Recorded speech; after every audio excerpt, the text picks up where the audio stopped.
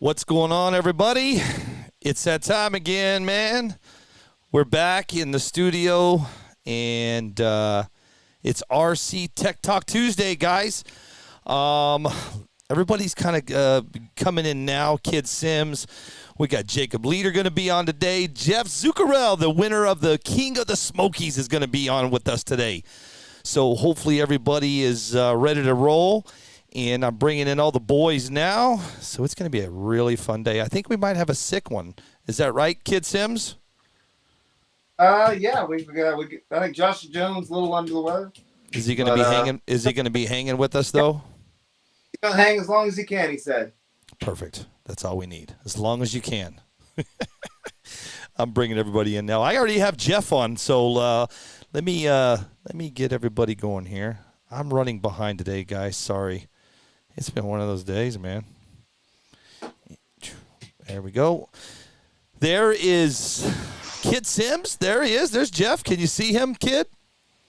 Yeah, man. I can see him great, man. Hey, how's it going, Jeff? Hello. Good.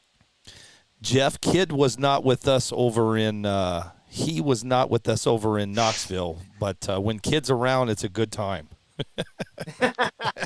Yeah, man. I missed that one after flying to Arizona, and then now we're getting ready to drive to Texas and then Topeka.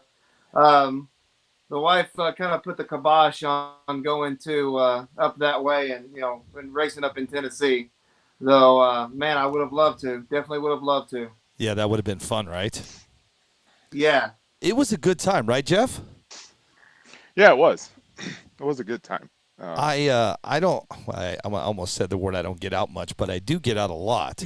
And I'm just waiting on all the boys, all the other boys to get in here. We're going to have us a huge party here. There he is. There's Cody, I believe. There he is. Cody, my man. Hey, what's up, Cody? How's everybody doing? Good. How's everybody doing? We're here. I don't know if that's any good. I just need to get Josh on, and then you guys we're gonna get Leader #LeaderMan is gonna be on a little bit. Leader fast. From Colorado. Yeah, from Colorado. And we're gonna talk about what the hell happened this weekend. Yeah, I definitely want to get into that, man. I know you do. I can't wait. I just can't wait. I can't wait for you guys to, start your shit with me. I don't know. I mean, there's going to be shit. Sorry. Let me get Josh on. Let me get Leader on, and we'll have some fun here, guys. So everybody knows Jeff won King of the Smokies. Jeff, that was now you live in Ohio, right? Yeah, it's Toledo. I live just outside of Toledo, Ohio. Yeah.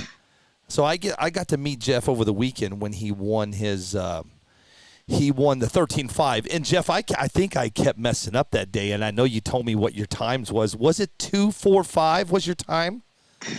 Yeah, the car generally runs 2:45.2, 2:45.6. Every once in a while we'll do like a 2:50 or something for some reason. Yeah. Maybe it's how it's staged or something. That's cool. All right. I assume it will go faster. I just trying to avoid those wheelies. All right, guys. I've I almost think it's got a little Josh. bit faster than that. Yeah. Hey, did I hear those numbers right? Man. Yeah, that's the 13.5 car. Yeah. Oh, okay. Yeah. The 13.5 car. I did see another two guys I think got into the 239s, so I know that's out there. I've just had it wheelie on me in some club races, so I've tried to keep it where it won't wheelie. Can't win wheeling. It's just how it works. So, Josh, are you okay? Yeah, I'm a little under the weather. I got a pretty decent cold. All right, so you can hang with the boys for a little bit. Yeah, of course. All right, we got one more guy to get on. This is gonna be a party. Well, I can already tell you this is getting ready to be a party. So let me get Leader on, and then this is gonna be fun. So let me call Leader really quick, and then we will get busy. Okay. So Jeff, I'm in Key West, and you're in Ohio. or up there north somewhere. When do y'all usually have to shut down racing for winter, man? I think we can generally run outside until late October. It just depends on That's what we're you're willing to. about a month. So then you're going to need to start traveling south, and come down here. Yeah, I Like a snowbird. The Yeah. first Be a race bird. the first race I saw last year was like the year ender in October for our local club, and it Yeah. was in October. And just following stuff online, I had seen, then the only thing you can see is the guys in Arizona racing or the guys in Florida racing or Southern California, and then you catch Frank hopping in his truck or whatever, Right. heading down south so he can test and stuff. So I thought about it. That'll be a big ask, but the drive will be there, right? Because you'll see everybody else doing something. I'll want to do something. So we'll see what happens.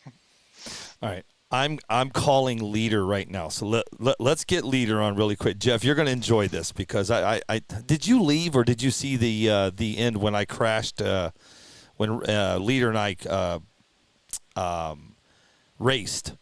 I've seen the video and I could hear the cheering and the hollering and everything going on. Yeah, good times. Let me get him on really quick. Y'all Jacob Leader, what's up? Hashtag Leader Fast. Talking the car for. I tried to get Jacob on video, guys, but him and I were having a little bit of a problem with video. But we brought him in via phone, so it'll be just the same. We just won't see him. So what's up, Leader? How are you, man? Good.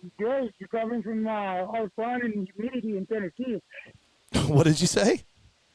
Recovering from all the fun and humidity Oh, in I Tennessee. know, bro. Was it humid or what? Yes, it was. Yeah, y'all want all that humidity. You should have seen us, kid. Between I was stuck in a corner, man. When that wind would not, when you had no air at all, bro, you just sat there and just, right, Jacob? We just sat there and just drenched. It's like a blanket on you. Yeah. Hey, so Jacob, listen, I've got so everybody's calling us the Brady Bunch, by the way. So we've got we've got Kid Sims, we got Josh Jones, aka Trash Money, we got Cody, aka Bisquick, you got me, and you have Jeff Zuccarello, which is the winner of the King of the Smokies, man. King of the Smokies. Yes, sir. Yes, sir. So Jacob, let's everybody wants Kid, I'll let you lead it off, man. I know you want to have questions. So let's back way up. And how did this race actually get called out? Because I even missed that part. So how did this race get called out? Who called out who? I did. How did it get started? I called him out. Called him. Yes, it was Billy. Billy being egged on by the peanut gallery. And Jacob, you knew that it was going to be Cody's car that you were racing against? Tell you, I lost. Cody prepped his car and had it ready to go. Yeah. And this race was after the main event, after the regular race, correct? Correct. Cool. But here's what everybody doesn't know. I think Jacob and I are the only ones that know this. Jacob, what did my wife ask you when we were standing there? Do you remember? If I let you win. No, that's not what she said.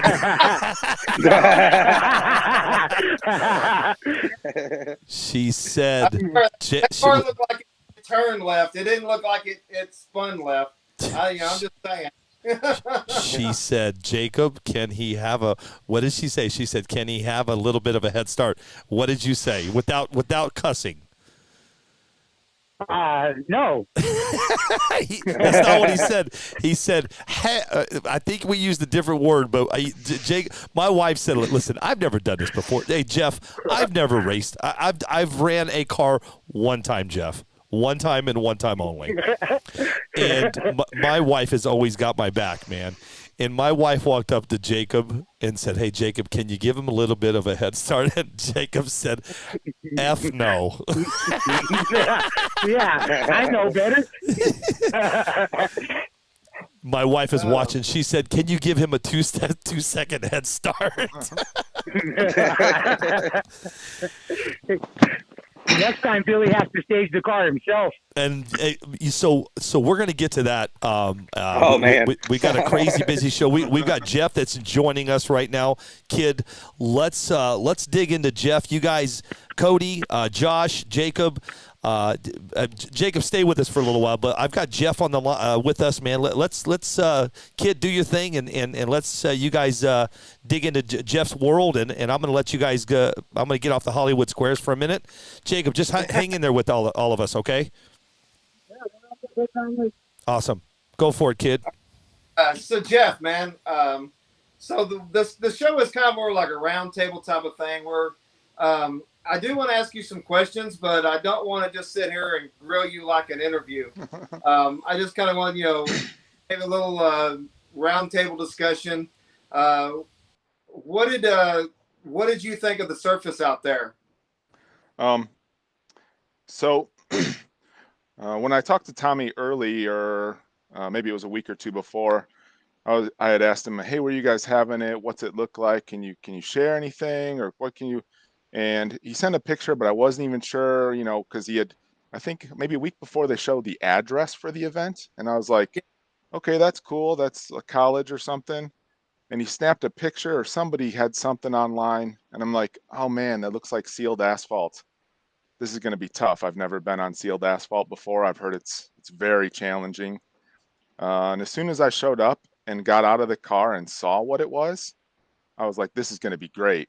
I've been on that kind of sealed asphalt before for on-road racing, and it's not shiny. When it's not shiny, it's usually pretty high bite, and I thought it was pretty high bite in general.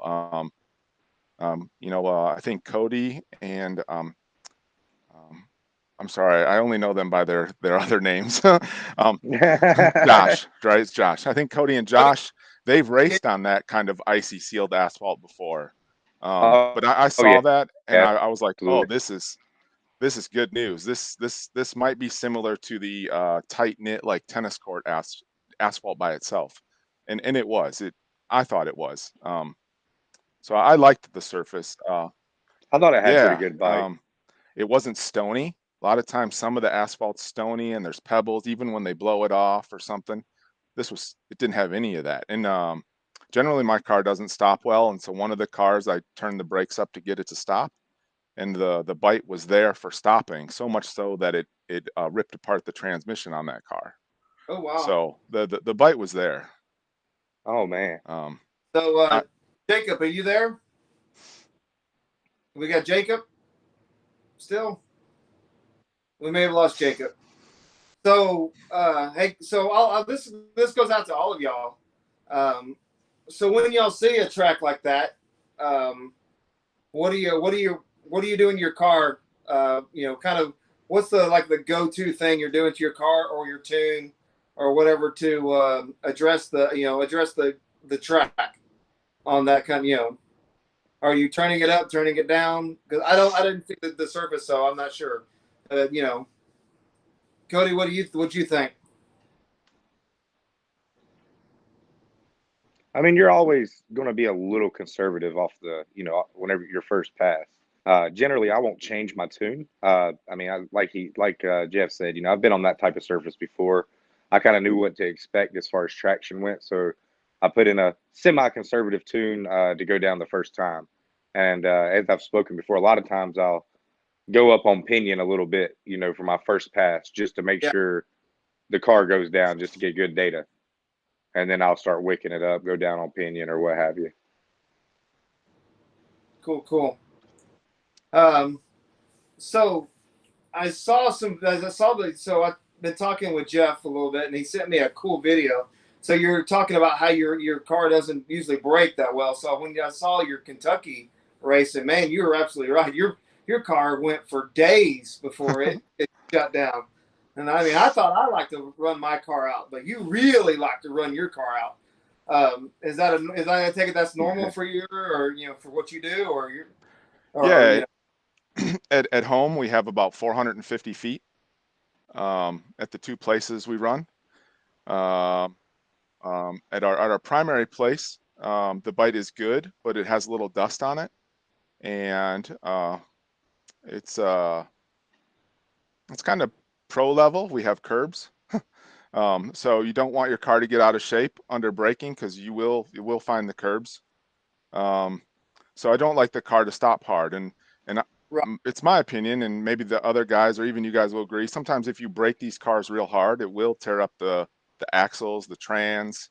It can affect the speed controls, the motors. So Yep, absolutely. that's I'm more Hey, prolonging the car than I'm trying to like do anything else. and yes, Sean South, I am trying to get pointers for Topeka. Leave me alone, man. I need all the help I can get. So the distance thing is just trying to make the car live. Yeah. Yep. Yeah, we do the same thing. Not necessarily as long of a braking process as I've seen Jeff's car do there in Knoxville, but we do try to slow down as long as possible to try to save the electronics. We don't really have transmission issues because we use a pretty strong transmission being Traxxas based, but the ESC will definitely get affected from hard braking. So I think we got Jacob back. Am I right, Jacob? Can you hear me? I can hear you. All right, man. There he is. So we're kind of talking right now. We're kind of talking right now the surface that y'all guys encountered out there. How did you? It was fantastic. I loved it. It was a great surface. Did you just go balls up and turn it wick up, or did you slowly walk into it? I like them. You start out taller, right? Yeah. And then you kind of ease into it, and the traction got to a point to where my car blew through the clutch on the car. Whoa. So I apologize, guys. How did we obviously know how Jeff finished, but Cody, how was your race? I don't really remember what round I went out in. I went a few rounds, but that right lane seemed to give me troubles, and it took out both of my cars. Left lane, they were both flying dead straight. Actually, the 2.0 car that Billy drove, it ran the exact same number when Billy drove it as it did in my previous round in the left lane. So I feel like there was something I was missing in that right lane, because even when we went back to the left for that grudge race, the car did what it was supposed to do. And I know Josh had a little issues over there. Jeff figured it out, that's for sure, because he was flying in the right lane. I didn't say, man. When I ever that car and I went back and tried to watch it, it was, you always try to watch what the winner did, and man, it's like laser straight, a bullet. Both lanes, absolutely. Jacob, how did you end up coming out on that one? I went a few rounds, and then, like I said, my car went through the clutch, and he got me the last race with RJ. I think it was like a 0.38 margin or something like that.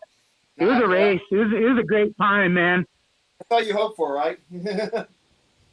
Yeah. No, that's all you can hope for. It's fun.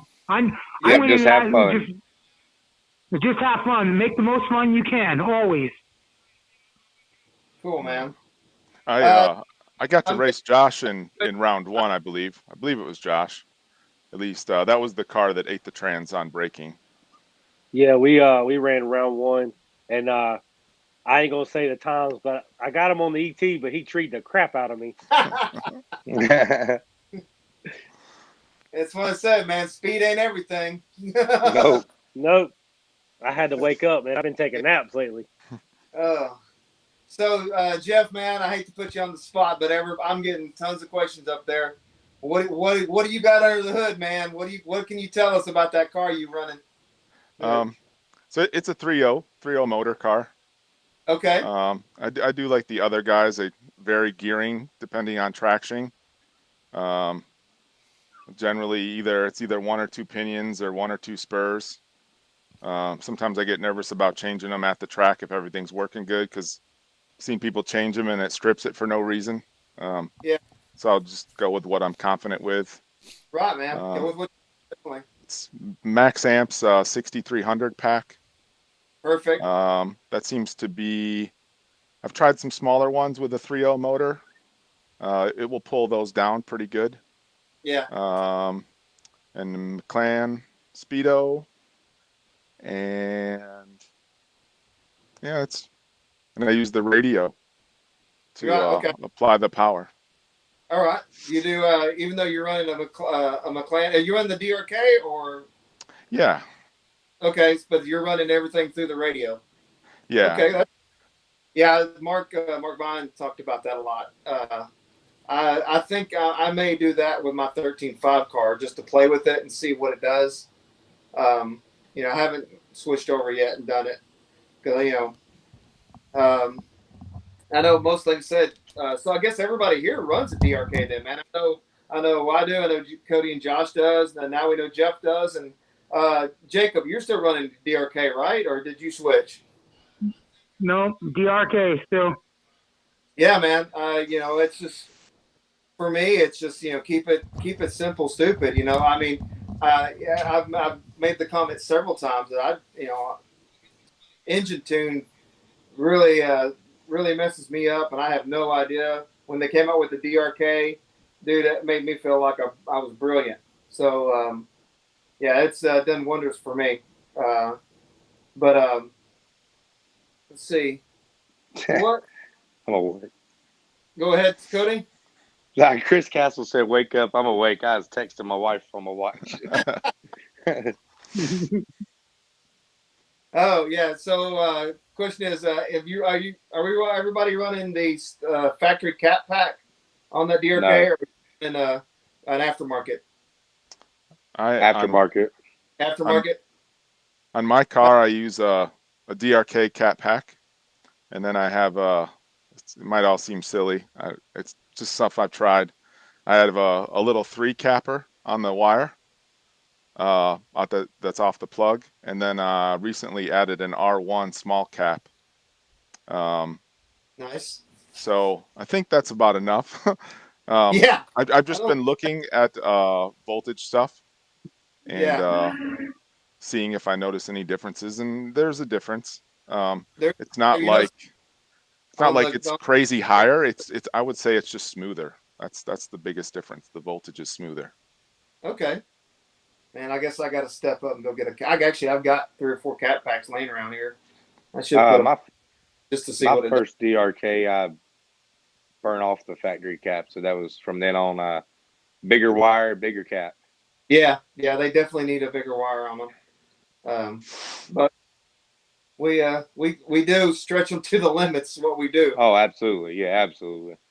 But knock on wood, I'm haven't tore up one yet. I've got 3 different cars, so but I'm probably not pushing them as hard as you guys are either.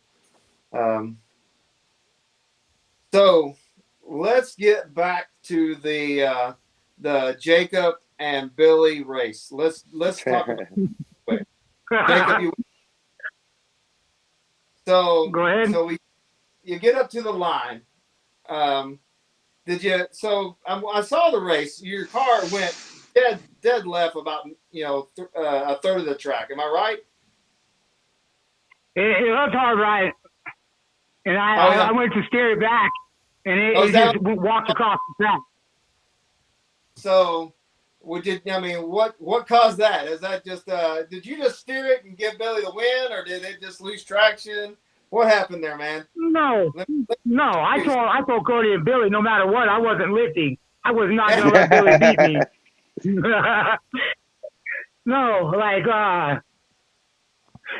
I gave out, dude, they were fresh tires. I stole them off of my kid's car, put them on there because I gave out my stuff. I totally staked out me and Billy. We're going to race, Nice. But no excuses, no excuses. We went up to the line, did what we did, and he got me.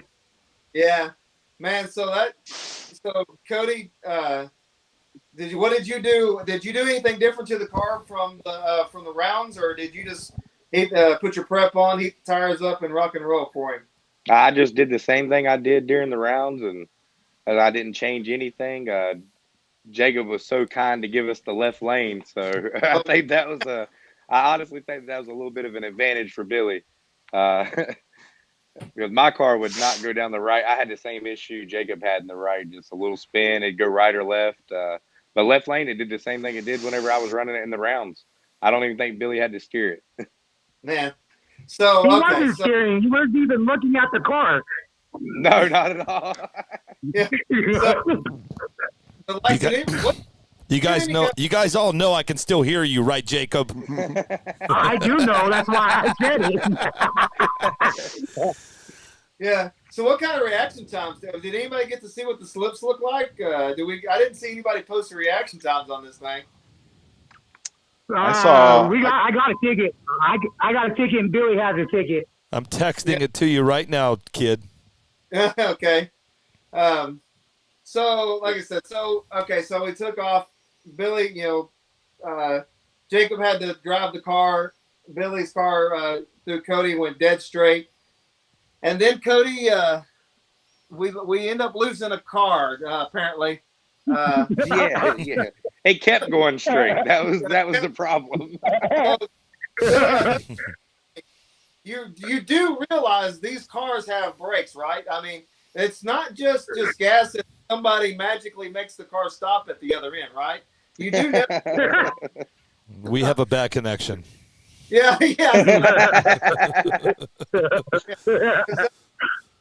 Kid, hindsight, I could have put a lot of drag brake in it. I've seen some people say that. Yeah, Billy was so excited that he won. That was it, man. That was it. That car was that. Like, you might as well, like I said, I guess you did write that car off because that car went straight to the curb, man. Oh yeah. What kind of damage did you end up on that car? Yeah, I got to know. Well, the curb's got a dent. The curb's definitely got a dent. I got a picture of that too. But the chassis broke, the front bumper mount broke, front shocks got bent. I'd say the biggest casualty was the Max Amp 6300 that got punctured.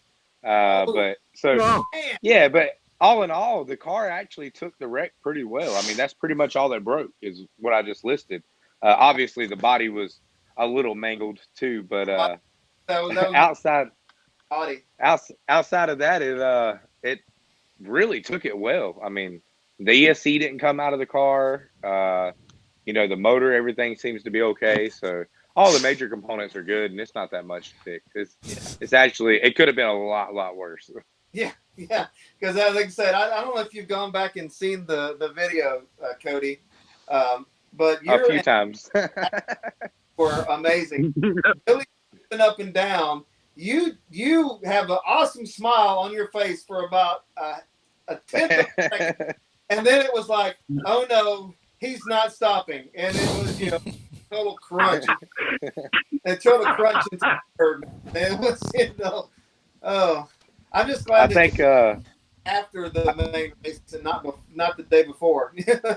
Right. It was supposed to happen at the Grudge night, but that shutdown was really, really short. I made one hit there, went over the curb in the bushes myself, and that was about all the hits I made at the test spot. Yeah. Oh. So Jeff, I forgot. Dad's right. It got the GNSS too. That got crushed. Oh man. Jeez. So I guess the battery took it out, I guess, as it was coming forward. That would be my guess, yeah. Yeah. That's a big old heavy battery. So Jeff, man, so you won the 13.5 and the Outlaw. Yeah. I was pretty happy just winning the 13.5. I was like, he had even debated bringing that car because I didn't want to lose focus on it's hard running on the 13 on the Outlaw stuff, and whenever they make a call to run 13.5 first or they run the classes separate and don't overlap them. That makes it a lot easier. Definitely. I do practice at home running both cars at a club race, and that's quite the thing. So, but I'm only running one outlaw car and a 13.5 car, things like that. But it's good practice to try to hustle like that. 5. What body do you run? On the 13.5 car, it's the Camaro, the IROC. Yeah, that's a nice body. That's a good looking. That's a good looking one for that 13.5 class too. Yeah, it looks big. You put it on there and you see everybody else's car, and you're like, it's not so bad. It's not as big as it looks. But yeah, I was very Scarecrow, but you know that's just because. Very very happy and just overall content with just like, wow, I can't believe I won this. That was quite a few 13.5 entries. Was it near 40 or something? Yeah, wow. Probably one of the largest 13.5 turnouts in the country, I would think. It's got to be up there. For all that sweeping you did, right? And like I said, we'll just call you the sweeper because, man, you came in there and swept both classes, not just a little class and a big class. You won two well stocked classes with a lot of cars, and you ran through them pretty good apparently. Yeah, there's a lot of focus, and I'm just trying. It only takes a trigger bump on the tree, and you're red lit and you're out. Yeah, been there, done that. I have found everywhere I can to lose, man. I was pretty nervous when I was down to one car. I was like, well, this is going to be really, really hard now with one car. Was it double entry? All of it the double entry? It was, and I think the majority of people did double enter, which is good to see that there's not like 3 guys that are double entered and then everybody else is just singles. Like Cody's double entered, Josh double entered. Right. No, Josh, you're single? No, he only had one car. Okay. So I got a question up here. So let's hear from Jeff about his body post assembly that's mounted to an A arm. Does you know what he's talking about there, Jeff? I do. If you guys haven't seen the pictures of the cars. No, I haven't. I didn't study as close as apparently Alan did. Yeah, my cars are pretty unique. I'd say they're the only 2 cars in the country like them. They are bullet cars, or that's how they started. Okay. But the front and rear body mounts mount to the hub carriers. Wow. Okay. Nice idea. Yeah, so it's modeled off of 1/8 on-road cars. If you've seen 1/8 on-road nitro cars, the rear suspension on those. So the body mounts are mounted to the hubs in the front and the rear. The rear is actually pretty easy to do. You still have to have some 3D printed parts to make it work, but it's much easier. Most cars could do it. The front is far more complex to make all the linkage work and miss and not bind. But yeah, I'm sure the guys have zoomed in on pictures and seen everything. There's a picture in the Bullet Experience on Mark Vine's where you can see a picture of the car. So, go ahead, Cody. You had a question for him? Yeah, what's the advantage you think to doing it that way? That's the first, like you said, it's probably the only cars done like that. So I'm intrigued. Yeah. So let's see. There's quite a few advantages. I don't think I quite make the power that everybody else is making yet because I'm new. And when I mean like big power, maybe like Rockwell or Frank or even Mark. But occasionally my car will run the mile an hour up near their speeds of like 77 and so on. So one advantage is I'm not smashing the car into the ground, right? Everyone else's cars that goes down the track, the downforce is pushing the chassis to the ground, and you're getting axle bind near the top end like that. My car pushes on the hubs versus the chassis. Yeah. So this doesn't bind the axles. And actually the way that it works, this will be quite an interesting thing for most people. When it's pushing down, it's pushing out. Makes So it's sense. driving the tire. Okay. It's driving the tire into the ground. But when you push out on the top of the hub, it actually lifts the chassis. So on the top end of the track, it's lifting the chassis. It's actually helping the axles straighten their Which is drive. which is So what you want. yeah, I'm trying to maximize the efficiency of the axle and Right. downforce. So that's what it's doing in the back. Um, I'll even go farther and explain there's a center body thing that aligns the body posts. Um, it prevents the car from squatting all the way. Everyone else's car can squat all the way into the ground. This car can't. It can only squat so far, and then it stops itself. I think that limits its wheelie and just makes the car go forward. Nice. So that's what the back body mount by itself is doing. Where did you come up with this idea? Or did you see another car, or this was your Um, brainchild, or you um, brought other so I from didn't. 8 scale? So Yeah, so I raced a lot of 8 scale nitro on road, and those body mounts are used for different things than that on those cars, um, for cornering and stuff. But I thought that'd be neat. Let's see what it does when you actually mount it to one of these cars. Um, and some of it's just statically looking at the car on a table, seeing what it does when it moves. So I had to put it on the car first to kind of figure out maybe what it's doing. But through that motion on how the car works, that's the best I can figure out what the back of the car is doing. And then the front, everybody's new trend is to get the front as low as possible, and I have mine as low as I can get it with the way the body mount is set up. But if you have a lot of weight transfer set up in your car, which some may do to get maximum rear traction, if you watch a video, and I seen a video a week or so ago of Frank and Vine, and I was pretty intrigued. And I do a lot of pinch zooming and watching videos of everyone's cars because, again, I'm new. I need to learn as much as I possibly can from everyone. I watch Cody's car. I watch everyone's car. His car weight transfer is pretty good at the start, but there's some body gap that you'll see. This car will never create any body gap. It'll just pop a wheelie and come back down. So as it goes down the track, the front of the body is only like, I don't know, somewhere between an eighth and a quarter off the ground, whatever you need for these large cars to clear all the little bumps. right. Where a weight transferred car, the nose is up a little bit. And the air can get under there, which requires you to have more weight on the nose to hold it down. Yeah. That's one of the things. So there's quite a few things that just the body mounts themselves are doing to help hold the car. So one thing it does create as a disadvantage is as your guys' cars get smashed into the ground, they become a little bit more aero. They lose a little bit of rear wing. This car, it never changes, right? So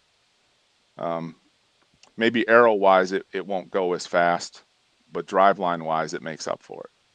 Yeah, so those are some things. it definitely That did makes a that. lot of sense. It definitely did that in Tennessee, that's for sure.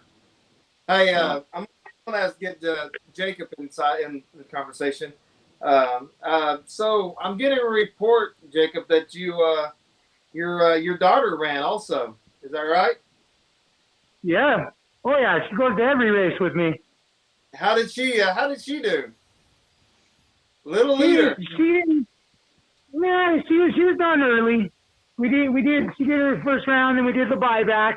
And she was all smiles the whole time. To her, it's just like the experience, enjoying everything. It was just great time. Man, that's we all need to strive to do that. We all, my two boys are grown and on their own, and they don't have enough money right now to get into this hobby, and I'm not going to do it for them. But if you can, if you got the little ones down there, and we can help them go and put a remote in their hand, man, that's what it's all about. I mean, I wish I'd have started this when I was a kid. I had to start it when I was, start really getting after it when I was 50 years old instead of now 51. So But you know, I mean, we've been playing with RCs my whole life. But you know, it's we got to get these, like you said, every chance we can to get these kids involved. There's so many kids out there that are really doing good, kicking people's butts, man. I raced Caden in Arizona. Granted, my car lost. You know, my car, I went across the center line, so he beat me. But yeah, man, his car was dead straight and mine wasn't, so he won. He won that race. And I mean, Chevelle, you got so many kids out there that are really, that are really just kicking butt, and that is, I Yeah. mean, beyond awesome out there, you know. Um, so this is something we normally do. We did it last. I say normally because it's like the second show, but so I'm gonna ask you a question, Jeff.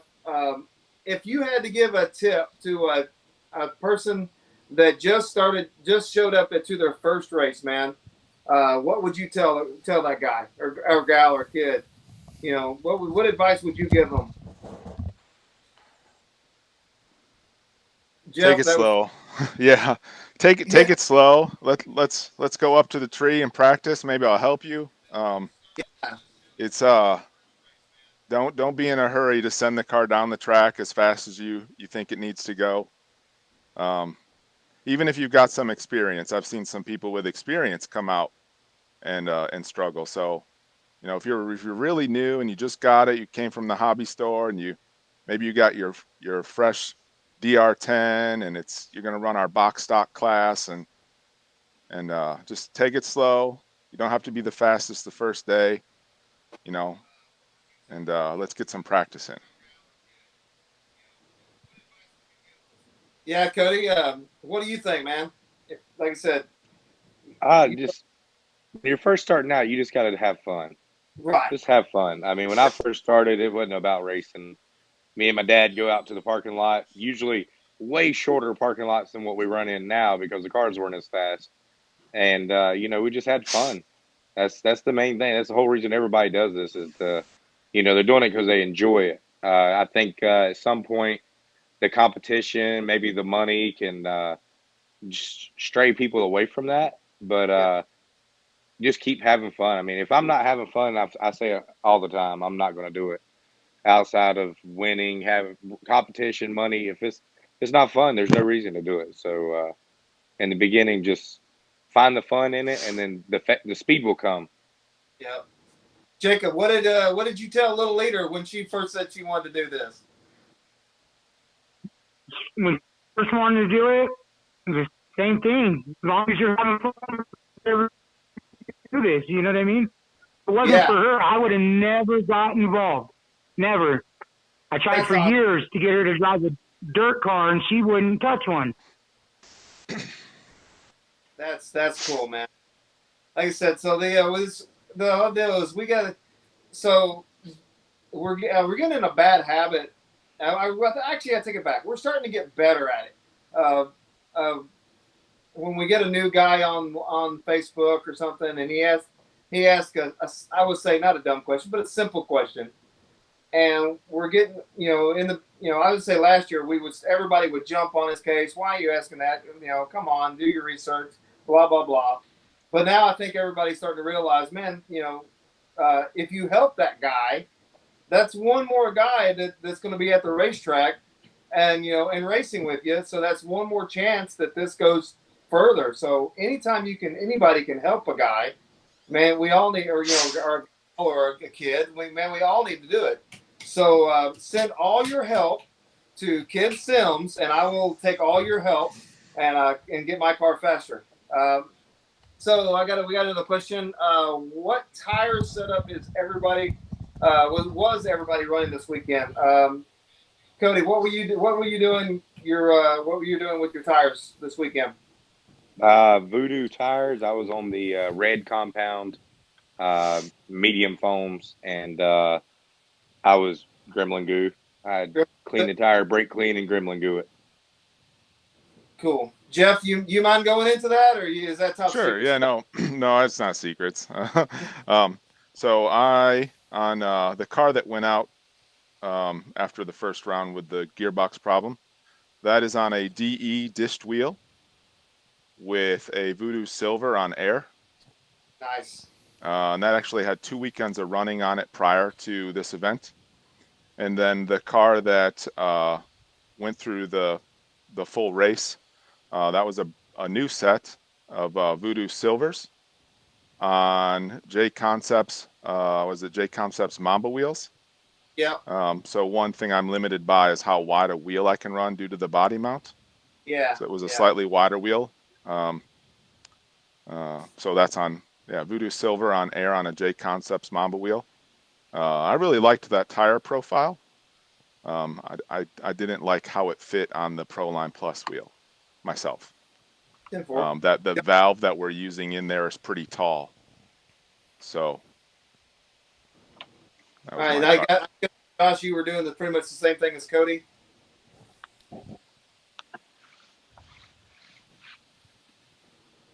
I can't hear Josh. I can't hear Josh either. Josh, I don't know. We'll go with Jake. Jacob, what were you doing for tires? Proline reactions, no foams, and Monster Grip, baking it in. Hey, Jake, Josh, just whenever you think you can say something, go ahead and just type, just to make sure we can hear you. If once we can hear you, we'll go on. I got a question now for Cody. Let's hear, Cody. Let's hear your tire prep. We've already done that, but let's hear your tire prep and how you feel about SW to belted Voodoo tires. I'm not sure. Feel about something to belted Voodoo tires. Not sure what the question is there, but Cody, I'm not sure what W means.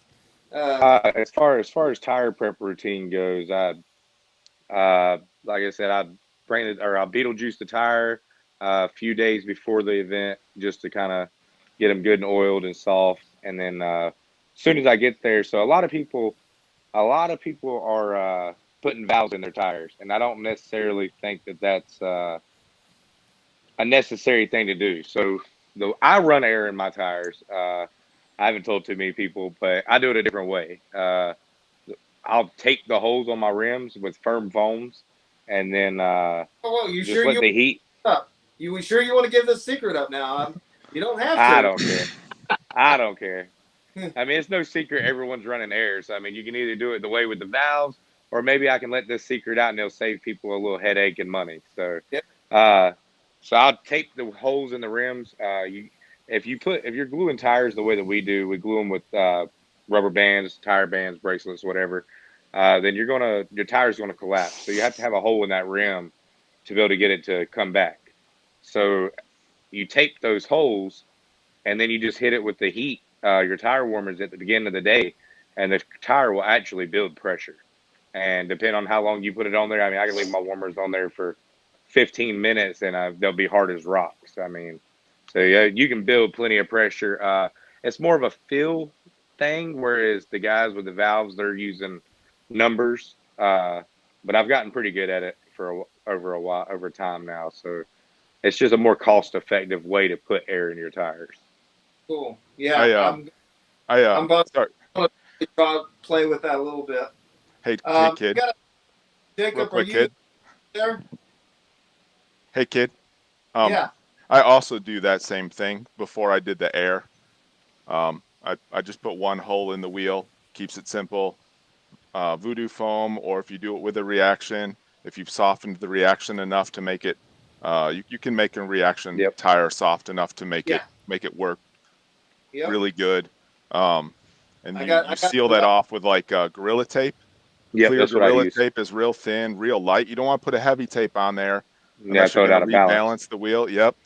I prefer to put the tape on the tire when I get to the track in the morning versus like in your air-conditioned house. Kind of sucks the tire in and does weird things.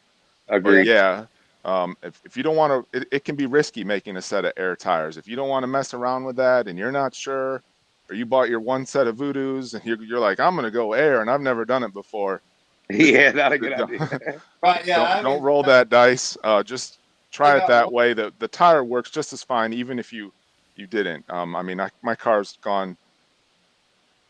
The tires I ran in Kentucky for that race, they weren't air tires, and they worked just great. Oh yeah, I still run some tires on foam, just straight foam. Also, and like he said, these Voodoo tires they work great. The Reds will go down a dirt road. Hey, Josh, can you hear us now, buddy? I can hear y'all. Can y'all hear me? Yeah, Yeah. we can. There he Yes, is. sir. I got a phone call whenever I was on the live, and I think that kicked my volume out. Okay. Hey, I got a But question here for Jacob, um, and I think we probably this will probably wouldn't be a good discussion for all to go down this road. Jerry Roberts asked, just got a 3.0 and want to run it with my DRK. Leader is running a 3.0 with his DRK too. Any tips on starting pinion and spur size? So first round. So now I want to preface this by saying any even if, like I said, even if Jacob gives you an exact uh, spur and exact pinion to run, please anything we put out there, that's just your starting point. You may, depending on the surface, depending on your car weight, tires, whatever tire you're running, but we, like I said, any suggestions on gearing you want to give this guy, give Jerry, get him going in the right direction? First thing I do is completely reset your profile. You're going to want to take all your turbo, all your aggressiveness out of it right away. You're going to want to start over. Yeah, You're not going to want to try to kill it with what you were throwing at it with what you were doing before. Okay. I'd start up on a big spur, start 87 and then work my way up from there, probably between 15 up to 19 pinions, just depending on surface, what it will take, throwing a little bit at it at a time, start small, because if you try to throw the book at it right away, something will not agree with it. And then it'll be crap. You know what I mean? and I'd like to add to that, Jerry. You'll learn a lot more if you do exactly what he just said. If you take everything out of it, start with an easy pinion and spur, and then work your way up. It's going to take you it may take you a couple of days of testing to get there, but you're going to learn a whole lot more doing it that way, and you're going to come out ahead in the long run. There's like I said, we said it last week, and we said it on the live show. There's no magic unicorn dust that you sprinkle on these things, and make them work right. It's usually several components working together all at the right time. Doing it. So I'm gonna do a little through around them. Who I know I think Jeff, you said you're running a 3.0 now with your DRK, right? Yep. Do you mind saying what brand motor you're running? It's a motive. A Motive? Okay. And actually, so I started the season with a 3.5, and I worked through all of that. Yeah. Then I moved to a 3.0. And I pretty much do the same thing Jacob said. I have a settings and some stuff I carry over from the 3.5. But I generally start like 1787 is usually my starting point. Okay. And make some runs. And then more or less I'm just feeling out and looking for temps, especially if I've never ran that motor. Even if the other car's got a 3.0 in it, or I had another 3.0, there's some variances between the motors. I just want to know what that motor feels like, what that configuration feels like, and I work up from there. What kind of are y'all seeing? And amp draw are y'all seeing with these with the power with the 3.0 motors? Well, I can't read the amp draw like with the R1 speed controllers and stuff, but generally the last 5 or so 100% throttle where the car's going through the finish line. I'm usually looking for like 6.5, 6.6 on battery for my car. All right. And So you know, bad. yeah, you can go either direction on gearing. I've seen, and you can make the voltage go up and down. I've seen higher gearing and better voltage, and I've seen lower gearing and worse voltage. So I'm not quite completely filled in on some of that higher voltage magic some guys are getting, but that's been my experience. Good for. And Cody and Josh, I think y'all still on 3.5, or have y'all made the switch? Nope. I'm a Phantom 3.0 now. The car I had going 1.9s in Knoxville was the 3.0 car. The 3.5 was maxed out around mid 2.0. So definitely 3.0. I think once you're ready for it is the way to go. Yeah, that was the key phrase. Once you're ready, don't go from your 4.5 to your 3.0. Correct. Correct. No. You're going to spend more time wrestling with that thing. You gotta step up to it. You gotta walk to it. You can't just jump in it. I see more sustained voltage above 7 volts with my setup. Nice. I've got some really good bearings in the motor and everywhere else. I'm sure all of us do. I had my motor tuned before it was put into the car. I feel like that helped a lot. The amp draw on my motor is not really a whole lot coming off the dyno. Nope. So I feel like that's a huge help in keeping that voltage higher. Generally, the lowest I see is 7.1, 7.2 with my 6300s. Jacob, did you want to add something? No, it's the same. It's the same. You want to keep that amp draw down with those lower wind motors, right? To carry that voltage further into the run. You know, because it's about the same. I'll see between 6.7, 6.9, 7, depending on gearing with the DRK 7200. And I think so. I'm not ignoring you, Josh. I just know you have a cold and it's maybe harder to talk. But No, I can talk. I can talk. Okay, man. So what are you doing? Are you doing the same the 3.0 or? I didn't see sub 2s, so I went 3.0 as well. That's all my sub 2 passes has been on a 3.0 motor. Nice. All right, check this out. All right, so now I got to get. Well, kid, don't get too discouraged. I have been 1.9s with the 3.5 car.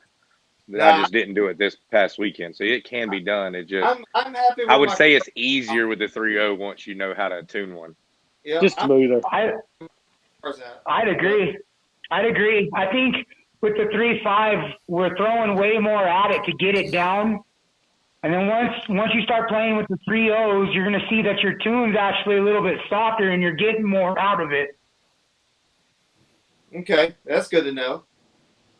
It's softer on your electronics too, as long as you're not pushing a lot of timing or, you're not trying to throw you're not like Jacob said, you're not throwing as much at the 3.0 as you do the 3.5. So we got Chris Hillborn has a question. Billy, throw me up that sponsor name again, because I know we are sponsored. This show's sponsored by name, but he said to me, but before I saw it, it went away. But what chargers are you guys? What chargers are you guys using? I'm using an iCharger 4010.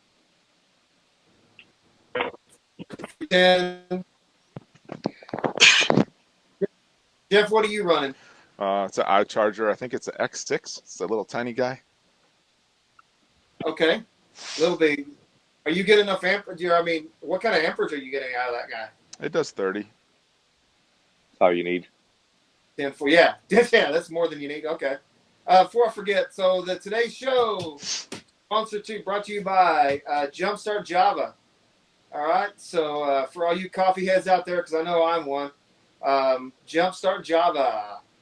So, all right, Jacob, what charger are you running out there, man? iCharger 406 Duo. I know that one well. That's what I got sitting in my go-to bag. And and a Lightner discharger and a RL power pack. That's my three go to my charger setup. Uh, Josh, what are you running? I run the iCharger 406 Duo as well.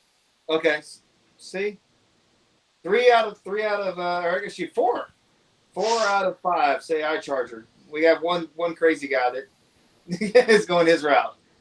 But hey, he won. We didn't. So what does that say? All right. So, what topic do we want to talk about? Like I said, I like to open it up just to have a general discussion. Jeff, kind of what we like doing is just like you're sitting around your pits before a race or before you want to start working on your car, and talk out something. Sure. So any kind of topic y'all want to throw out there, and if y'all want to ask Jeff or Jacob, Cody and Josh. Billy's getting some YouTube questions lined up for us. So while he's doing that, we'll just ask our own questions. What questions do you have, kid? I know you got some. I can see it. All right. So here's my question. Let's say, I'm at the track. All right, I got a one for you. I got a good one for you. When are you testing too much? Never. Never. Yeah, good answer. Yeah. So I mean, but now you always test if you got something you have to. But we've talked about it before. But when you're going out testing, you have a mission, right? You have to have, yeah, absolutely. You have to have you're trying to see. If you ain't got nothing to see though, if you have it's like me. I have a decent place I can test, but if it goes bad, I'll end up losing a car. Let's say so. I'm scared to test, a little bit, but I do. There's a lot of things I want to try, but I'm also, like I said, limited to where, y'all guys know where I live. I got one road I've got to, travel to, and so Billy's telling me, Billy's sending me messages, man. Sam Brown. Okay, I got you, Billy. I saw it now. So like I said, I don't know which direction. I like my car handled really good in Arizona. It's around the 2.1s. Every time my car goes out, I do go faster. I will say that. I'm curious. I know 2.1s is not gonna get me, where I want to be in Topeka, unless the road goes really crazy and a slower car, is able to do better. Which may be the case, but then again, I'm not a tuner guy too. So I'm trying to come up with a question. I'm actually stalling. So let's actually go to a real question. What's the best diff lube, man? And so that's definitely a loaded question. What's the best diff lube? Brand name, I guess. No. I don't think we want to. I mean, a lot of us, I don't know. Will you give Cody? Will you discuss what kind of weight you're running in yours? I mean, I'll say this much. It depends on what kind of track I'm going to. If I'm general speaking, I don't run a really super high diff fluid. But if I'm going to go to concrete or a prep track and I know ahead of time I'm going to something like that, I will go up on diff fluid. Okay. So you're not. So in general speaking, you're not a believer in the 500,000 weight diff lube is the way to go. No, I don't think you need to lock up your diff, especially so. Here's something I'll let you know. If on a slick road, the lowest diff fluid that you can run and your car be happy with it is going to be the best, because on a slick road, if you have that little bit of movement, it'll help your car get down the track. Whereas on a really grippy road, the tighter you can get that diff, the better it's going to react. Think of it as like real cars. Big cars, when they're on the track, they got a spool or they got the rear end locked when they're on the track. Where on the street, they take that spool out and can try to give it a little bit of limited slip. So kind of the same thing what we're doing. So Cody and Josh, y'all been to Okeechobee a few times. And y'all know Vernon Dean. I know. Yep. Yep. So, Yep. I may be talking out of turn, but I know he ran when he ran and won that race about a month or so ago. He was running low diff weight, and which blew me away. I'd never heard that before. Somebody running just really low diff weight and then running into making the success he did. I mean, his car was laser straight. I mean, you could literally drawn a string underneath it, and we would stayed on that string. I mean, it was that straight. And y'all know Okeechobee. That track will change 4 times in the course of the day. Throughout the day, it will change. Oh yeah, it changes drastically. And Florida's crazy. It changes so much. Our day. You know. So, Jeff, what are your thoughts on diff fluid, man? Are you going full heavy fluid or light fluid? And what are you thinking? When I first built my car, I just followed what Mark said, right? Because I didn't know any better, and it worked really good. Our track has got a little bit of a ripple in it, but for the most part, it's probably flat. And so, like Cody is saying, a track maybe with a lower grip or even bumpy, something that's got bumps or ripples. You don't want a spool type diff that will make the car pull all over the place and do weird things. But my diffs are generally stiffer now. I ran into an issue in Pontiac on the concrete with a diff that wasn't enough, Okay. and the car kind of did the same thing. With a light diff on high grip, the car would go all over the place for no apparent reason. Yep. For me, so a too stiff of a diff on lower traction and bumpy. Billy, there's a t-shirt. Too stiff of a diff on lower traction and bumpy will make the car get all over the place, and too light of a diff on too much traction will make it all over the place. Man, who we got? Looks like we got somebody coming in here. Who we got coming in here? What's going on, gentlemen? Over there, am I seeing Foster coming in? Yeah, man. You guys got a great show going on, man. I appreciate you, kid, for letting me join you, man, and talk with the guys that were at the race and putting down some of the fastest times out there. I hear you guys talking. I haven't got much feed, or I've been resting after the long weekend. I know everybody has. I wanted to hear from the guys. I got a few questions myself. Because me and Tommy did it. Did any of you guys go out? I keep hearing the right lane. And so I used to race motocross all my life. And we would actually go out and walk the track with our feet. I saw Cody doing it. I saw all you guys doing it. But this is something you guys want to talk about with the people is filling the track with your feet.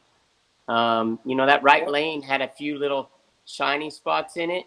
And it was like a little dip. And Jacob, what's up? But walking the track and filling it with your feet is huge. So you guys talk about that. Jeff, Cody, Josh, Jacob, talk about walking the track and filling it with your feet. Cody talks all the time. I'll even fill it with my hands. Yeah. There's video of Cody filling the track with his hands, been just filling it all day, but how huge that is. And then we talked a little bit about the surface. You guys overall of the event, how your cars ran. Kid, I wish you could have made it, man. I know you've been traveling all over, but I want to talk about the field drag racing with your feet, with your hands, and just using your 5 senses to feel a track, to understand a track, and really how to work with that and work into your car. That's a really good point. I mean, we've all heard about the paper test and everything. Hey, Jacob, are you still with us, man? Yeah, bro. Hey, so did you? I didn't say it. I can't see you, so I got to remind myself that you're there. So I want to keep you in the conversation. Did you end up walking down the track and checking out it, or like Foster said? Did you get a chance? Oh, Yeah, all of us would do it periodically throughout the day. You know, because you do Yeah. it every place you go. You know, you get in kind of like a routine of doing it, so you can physically feel what it's doing. You know what I mean? Whether it be your hand or like through your foot. You know. Yeah. Oh man, like I said, I'm totally jealous of y'all guys. And Foster, man, what a great race.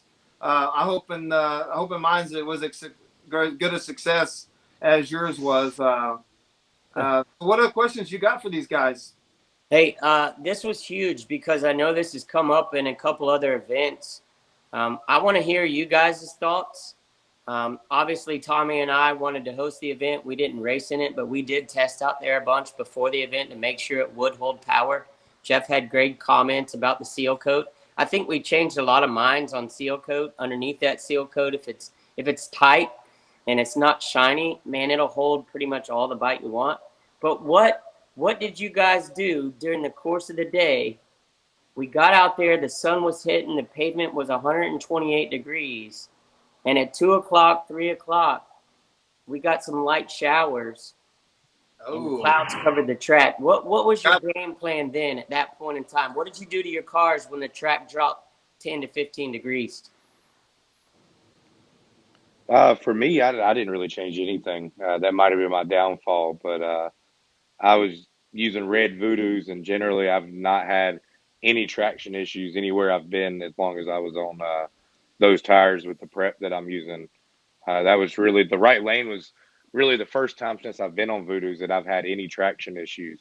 So I was really puzzling me, and if I'm being honest, I still don't think I figured out that right lane. So I was like you said, I was feeling the road, I was walking it, I was trying to find out what I was missing in that lane. But for me, I seen the shiny spots, I seen the dips, you know, and I tried to line up outside of that, and I still had issues with tire spin. It was like as soon as I hit the throttle, I could hear the tires spin, and that's Wow. not something that I've had an issue with. So I don't know if it was.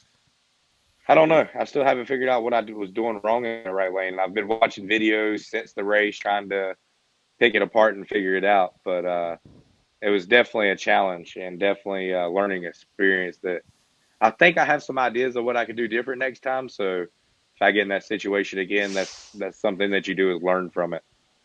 Gotta learn from everything, good or bad. Yeah, Jeff, what did you have? I mean, any different prep you did when the track dropped a few degrees? And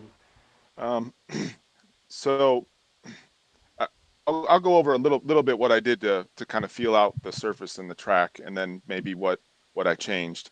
When I showed up and I got my stuff unpacked, and everyone was getting stuff ready, and you guys were getting the track ready.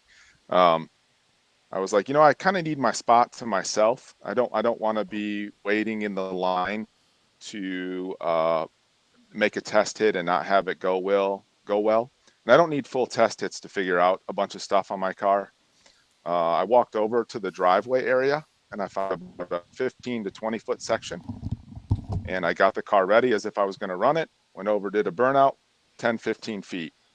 Came back, did it again. I probably made 5 or 6 pulls over there before I ever even put the car on the track.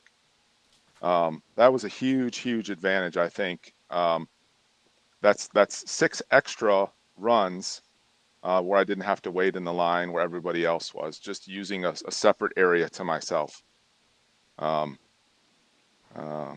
so when it came time to run, the only thing I was varying, and I didn't change it lane to lane, was I used reaction time, just his standard prep, and no heaters or anything. The surface is hot enough, and the surface has enough heat to put the heat into the tire right away on the burnout. Where a warmer to me sometimes makes the tire and the prep not work the way it's supposed to. So I would I was varying the amount I would put on.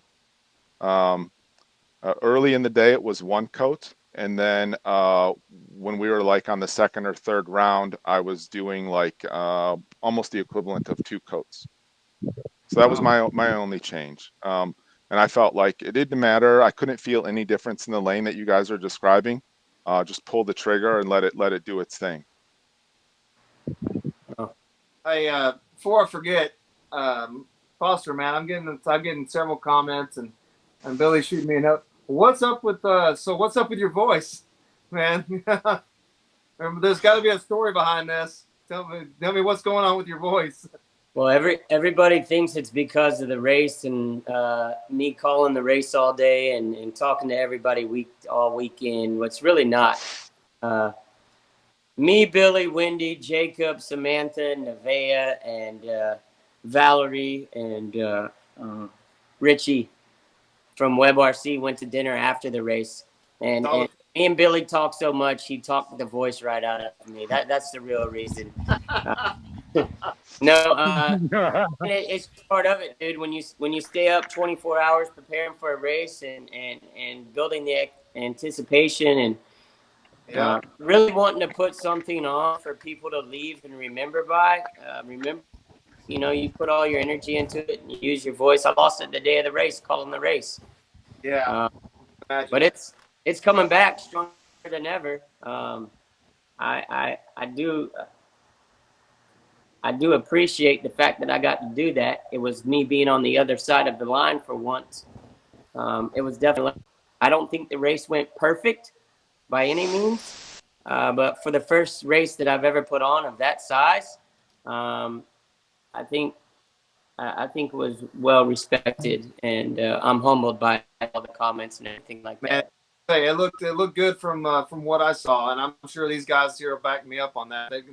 They know better than I do, but it looked great. I hate to, like I said, we do have a question that this guy's been waiting a long time to answer it. We're going to back up to batteries. Tony Purvis, since you guys talked about batteries, what are your charging routines, and how many runs on a pack before charging in? I can pretty much tell you, I guarantee you, everybody makes one run between charges. You make a run and then you charge. Am I correct on guys? Yep. Yeah, always. Yeah. So like I said, a lot of us, I mean, the procedure I've heard is, and what I've been doing is I do a discharge and charge before the race, and then I just do a top off charge between rounds throughout the race, and usually it's around 20 amps discharge, and then 20 amp charge and 20 amp top off. Does that sound kind of what y'all guys are doing, or y'all doing something different?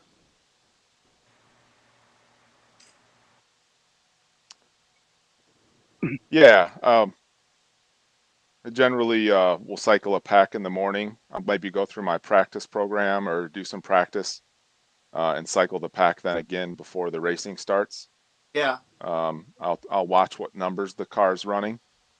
If the numbers are changing more than I think they should, I might cycle it again if I have enough time, or if I know that I'm nearing the point in the rounds where I won't have enough time to do it later, I'll sneak in that cycle. Okay.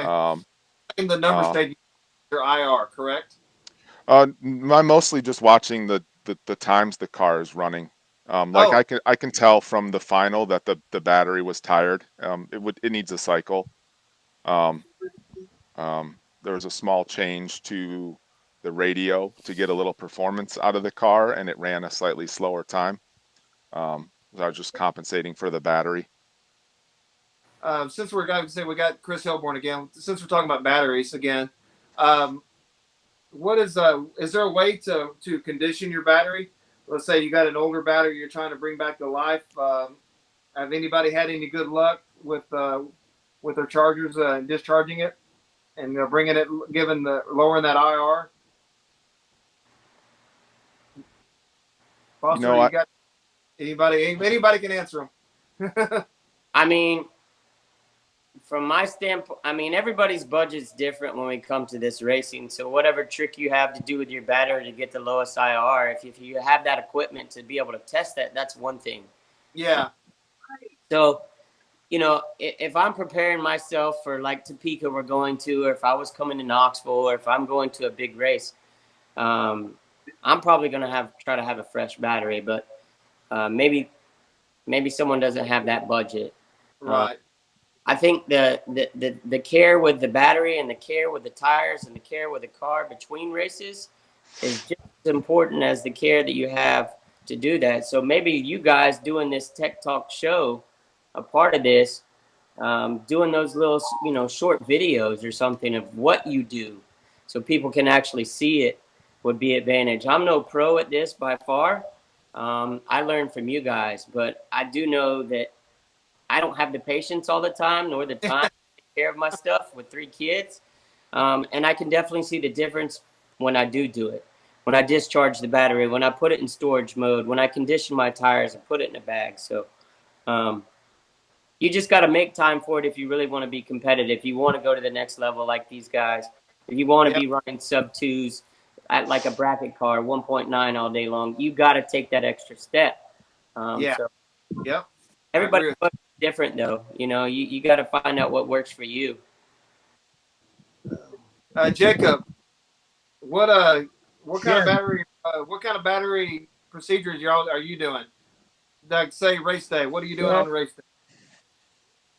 So it'll be the same principle. Get there fresh, run it through a cycle, you know, kind of wake it up, make a run with it, kind of see what it's doing. You know what I mean? Go back and like with the eye charger, you're able to watch the graphs and the IRs on it. You know, so you're kind of able to monitor it. If you watch it throughout the day, if you don't cycle it, the IRs will come up. You know, you'll start noticing your electronics will work harder with what you're doing. So if I have time, I'll cycle it. Usually I'll cycle it like if the track is taking everything we're throwing at it. A lot of people don't take into account when you're cycling the battery that you're making more power with it also. So some people, by cycling it, maybe blowing their tires off. So you got to know when to do it. You know what I mean? May be doing more harm than good sometimes, depending if your setup is not right. Yeah, I think we're going to definitely want to make a video and help the new guys out, and definitely show them, you know, how to charge their batteries properly, how to cycle them, and maybe go through some charging procedures with these guys. Because I know before I got my iCharger, you know, I never cycled my batteries. I just had the old Venom 7 amp charger. I put them on there and push start and walked away. And I lost a lot of batteries I'm sure of, because when I got my iCharger, I went and checked on my my IR on them, and they were through the roof. So I mean, yeah, I think it would be great to make a video and showing these guys the best way to charge their batteries and maintain their batteries, because that's real important. You know, these batteries are not cheap, and they're not getting any cheaper.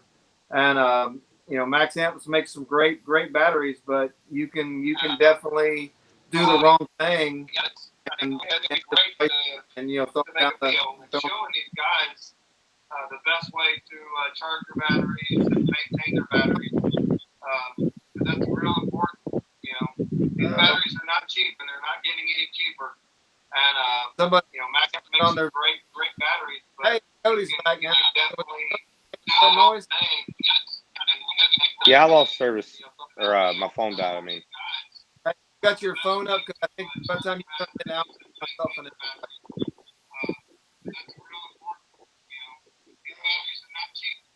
There we go. Yeah, there we go. So, hey, kid. Yeah, man. I want to say 2 more things, and I want to pop off because this is you guys' show. 80% of the people that are doing NPRC right now probably don't have iChargers. Maybe 90. Agreed. Agree. The most important thing that you do with a battery is run it once. Run it once. We all are impatient. We want to run again. Run it once and put it on a charger. Your battery's going to charge faster. Yeah. It's going to hold the IR. It's going to perform better. run it once, no matter if it was 30 feet and you spun out, unplug it and put it back in the charger. That for 90% of the people out there racing without them, that is the most important thing you can do with any kind of battery you have, whatever quality battery you have. Second thing, you guys keep talking about battery, but I'm going to just listen. I haven't seen this. I want to know you guys' thoughts because I've got a lot of positive feedback and I've got a lot of negative feedback. But next year, I want to make the race better. What did you guys think about the solid fixed side rails?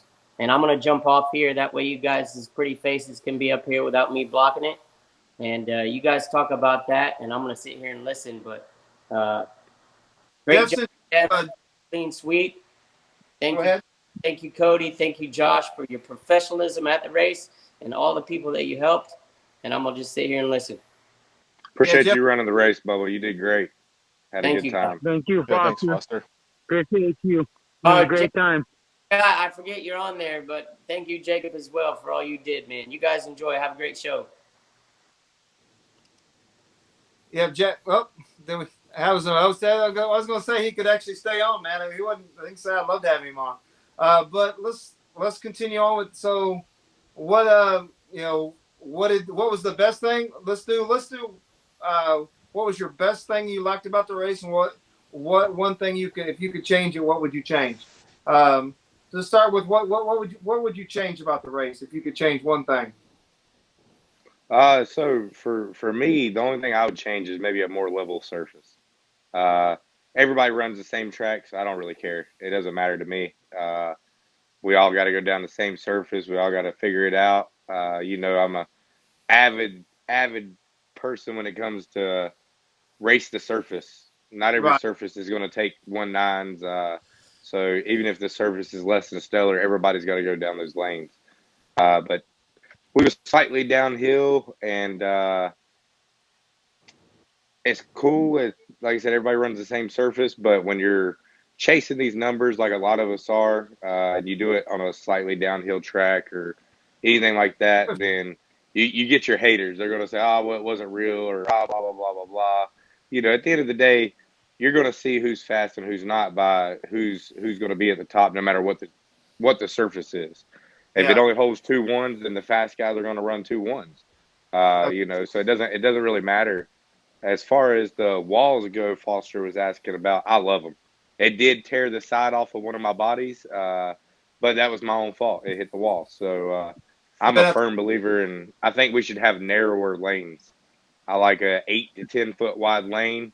Make you tune your car to go straight. I mean, we're drag racing, real drag racing. They don't got a lot of room for error, and I see a lot of these races. It was real drag racing. You'd only have 4 feet.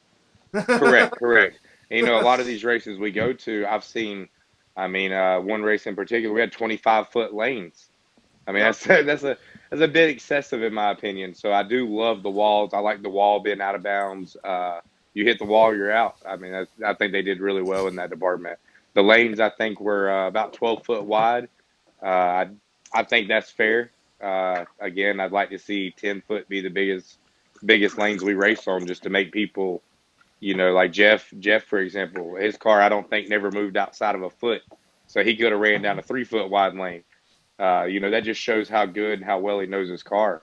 And I think as we get faster and faster and faster, we need to constrict that amount of area that we're running on to make it more about making sure the car is straight versus 20-foot lanes and send a moon tune to it and drive it. Yeah. So Jeff, let's, like I said, we'll finish with this question. So one thing, if you could change, and then one thing one thing you really enjoyed about the race. Yeah, it's tough to call it anything to change. I mean, what I've realized with the drag racing community, I realize it's been around for a few years, and there are vast differences in experience in the racers and the race organizers, and everyone is doing the top job or their best job, and I've thought everything's been great. I can't complain because I'm not running the race, and I'm happy as hell to be there. I've ran races. Yeah. I've participated in running a race. In the club that I was in when we ran races, it was the end of the year because it usually nuked the club. Can you hear Yeah. me? Yeah, Okay. I can hear. No, I just I'm signaling to Billy. Oh, He's sorry. yeah. So yeah, so I can't complain about anything. I just enjoy going to an event, whether it's absolutely perfect or it's got its own flaws. And the race organizers, they know what they make their own notes on what they want to do better next time and what what they can do better. It's a big event. I mean, that was a big event for guys that like Foster said. I don't think they've ever held a race that size before, and Yeah. they got through it. We got through it in a day. It was a good time. I enjoyed meeting everybody. Um, so yeah, that's all I could really say about what can we do to make it better. Yeah. Um, Let's say let's now let me ask. Taking winning out. Obviously, winning was the best part. I mean, but taking winning two classes out, you can't say that. Well, what was the third best thing about that race? um, it's just hanging out with everybody and getting to see everybody run. Um, I think I think there's a misconception uh, for some racers about the money and the winning. Amen. Um, I've raced RC cars for a long time and never won a nickel. uh, Right. Spent a lot more money on a lot of different RC cars and raced, and you come home with a ribbon or a trophy. So it's more about going to the event and racing the people um, than it is the award or the money, or that's what it should be. That's I went down there. I don't expect to win. I see Cody and some other racers, and I'm like, man, I see those guys on the internet. This is going to be tough. You know, you don't know who else is going to show up that I don't know. You know, someone else is going to show up that they don't know. So it's about racing, right? Um, so I go there for the race. I'm very competitive, and that's what I'm there to participate in and look for. Jacob, what was your what one thing would you change? Spend more time there. It was beautiful. You know what I mean? Yeah, The race was and fantastic. The memories that we made, the laughs that we shared. I mean, there is no negatives I can take away from that.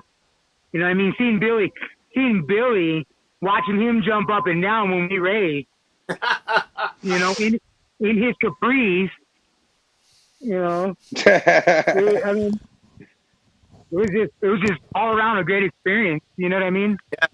And it's all for fun, and that's what we were all there for, and it showed. You know.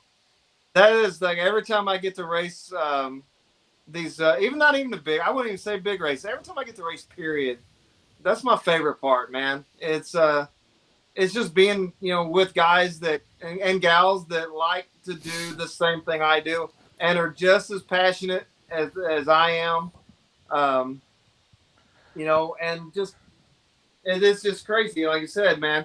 The being around these people that do the same thing that we like to do and that are, like I said, man, have just as much fun. Have and 9 times out of 10 are doing it a different way than we're doing, so we get to learn something new, or we get to teach something new, you know. So I mean, yeah, that's what I loved about these racing, and you know, 99 times out of 100, uh, every experience, I see more positive than any kind of negative that I've ever seen at a racetrack. I'm not saying I've never seen a negative, incident, but I would say 99% of the time, man, it's always positive things that happen at these racetracks. And I don't think you can say that in other kind of RC. Maybe crawling, maybe crawling, they get they're a little more, just as nice as we are when because you got guys that are coming there, in the finals, and the guy loses, and he's still shaking the guy's hand to the winner. I mean, most times he's the first one that'll go over there and make sure he shakes the winner's hand, and that's the way it should be. So Agreed. I have a one thing about the lane widths, and this like Cody mentioned, I watched some of the video of my car, and there's one run where it it does move a little, but a lot of the runs, like you said, it's probably within a foot on most passes. You know, these cars are called out as 10 scale cars. Yeah. But they're really not. They're a lot closer to an 8 scale car. They're a lot bigger. Agreed. In terms of size. And you know, our lanes at home, like I said, they're curbs, right? So it's a challenge for a lot of people. And if we are thinking of growing the sport and keeping it new, you know, maybe you're thinking of two types of events. One event where the lanes are 10 and 12 feet wide. That's for a particular type of racer or person. But I'm 25 feet. That's really not necessary. But this 12 feet, if you go back and watch the video, there's a lot of people that probably are they're good drivers. They got good cars, and their cars are touching walls, right? And they're either taking damage or stuff like that. So it doesn't need to be any more difficult than it already is for a lot of people, because it will suck the fun out of it for them. Sam Ford asked a question. Narrow lanes would make for better racing. Do y'all agree or disagree? I'm Not sure for everyone. We run 10-foot lanes here. So to touch base with what Jeff's saying, I do agree with what he's saying. On your general, so let's look at it this way. Say your lower buy-in, more family-oriented, fun races, so to speak. Let's make them a little wider. Let's say 12 to 14 wide. And then on your more serious, let's say these national events where we're buying in for $100. I mean, that's catered to your more serious racer, I would say. So let's at those events try to shoot for a narrower lane width, like 10. I mean, I don't think any narrower than 10 is necessarily going to be a good thing, but you know, most of your elite racers, and even a lot of your newer racers, you know, 10 foot is more than fair. I feel like, just my opinion, and I've been doing it for a while, and even when I was terrible, that was something that was always adamant in my cars. If it's not going straight, there's no reason to try to make it go faster, because it's not going to. You're only going to compound your problems. Yep. Can I chime in for a second? Yeah, man. Come on in, Bill. Hey, leader. Yeah. I don't wear capris. Oh, Yes, you do. You wear man freeze. Hey, I wanted to come in for a second because I want to answer what Todd Kirkwood is saying right now. So I had to come in here for a second because Kirkwood says. So the question is, does Billy build a car exactly like Cody? So I'll let Cody. Let's answer this question for everybody. Well, let's talk about what you and I are talking about doing. So we're gonna let the cat out of the bag. Let's let this cat way out of the bag. jumping out. So we're gonna have, I think it's called Billy's Bounties, right? Correct. And so I'm gonna help Billy. I'm gonna build a car identical to the one that he raced leader with. Yep. And we're gonna get him set up on a car that we know is competitive, that we know is going to be fast. Yep. And if you want to call him out at an event that he's at, call him out. Be on Billy's Bounties. Yep. Let's see how long he can go on a win streak. Well, thank you for that, Cody. Can I call him out and be the first one to call him out in Texas? we are building I a don't know if car. he'll be ready by then. We are building a car. Here's a good idea for this too. You know you're gonna get a lot of call outs. I see that coming. So what we do is, what event that is, y'all should make it where they have to pull. We pull like a drawing for somebody that wanted to race you, and whoever we draw gets to race you. Yeah, that's good. I like it. If you got 20 people, only 1 or 2 people draw, and that's who gets to race you. Yep. No, I've got one better. Here's what we need to do. This is what I like. This one better. Let's build me a car. Let's buy. Let's call it 20. Cody, bear with me here. Let's buy 20 max amps batteries.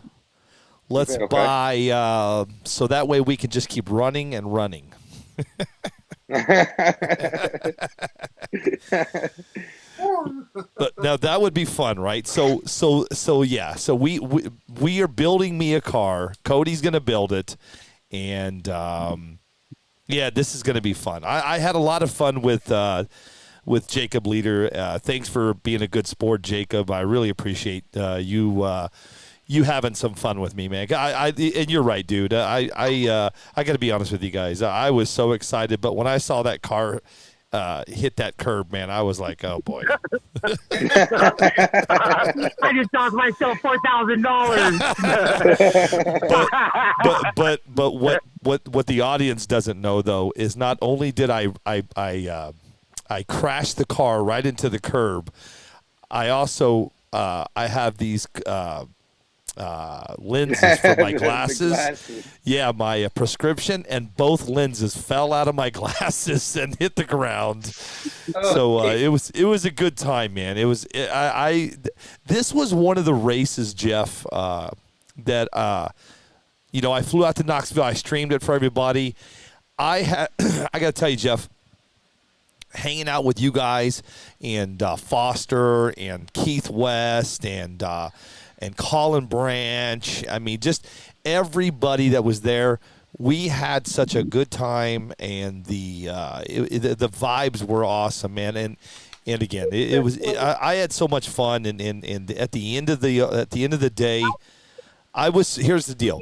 I was so excited, Jeff, that I didn't even get back on my live. I let it sit there, and I took heat for it because I didn't get back on the mic and talk about the race. But you gotta understand, man. He just won a race. He's never even raced before. Yeah, so I'm 1-0, and I think I'm gonna retire.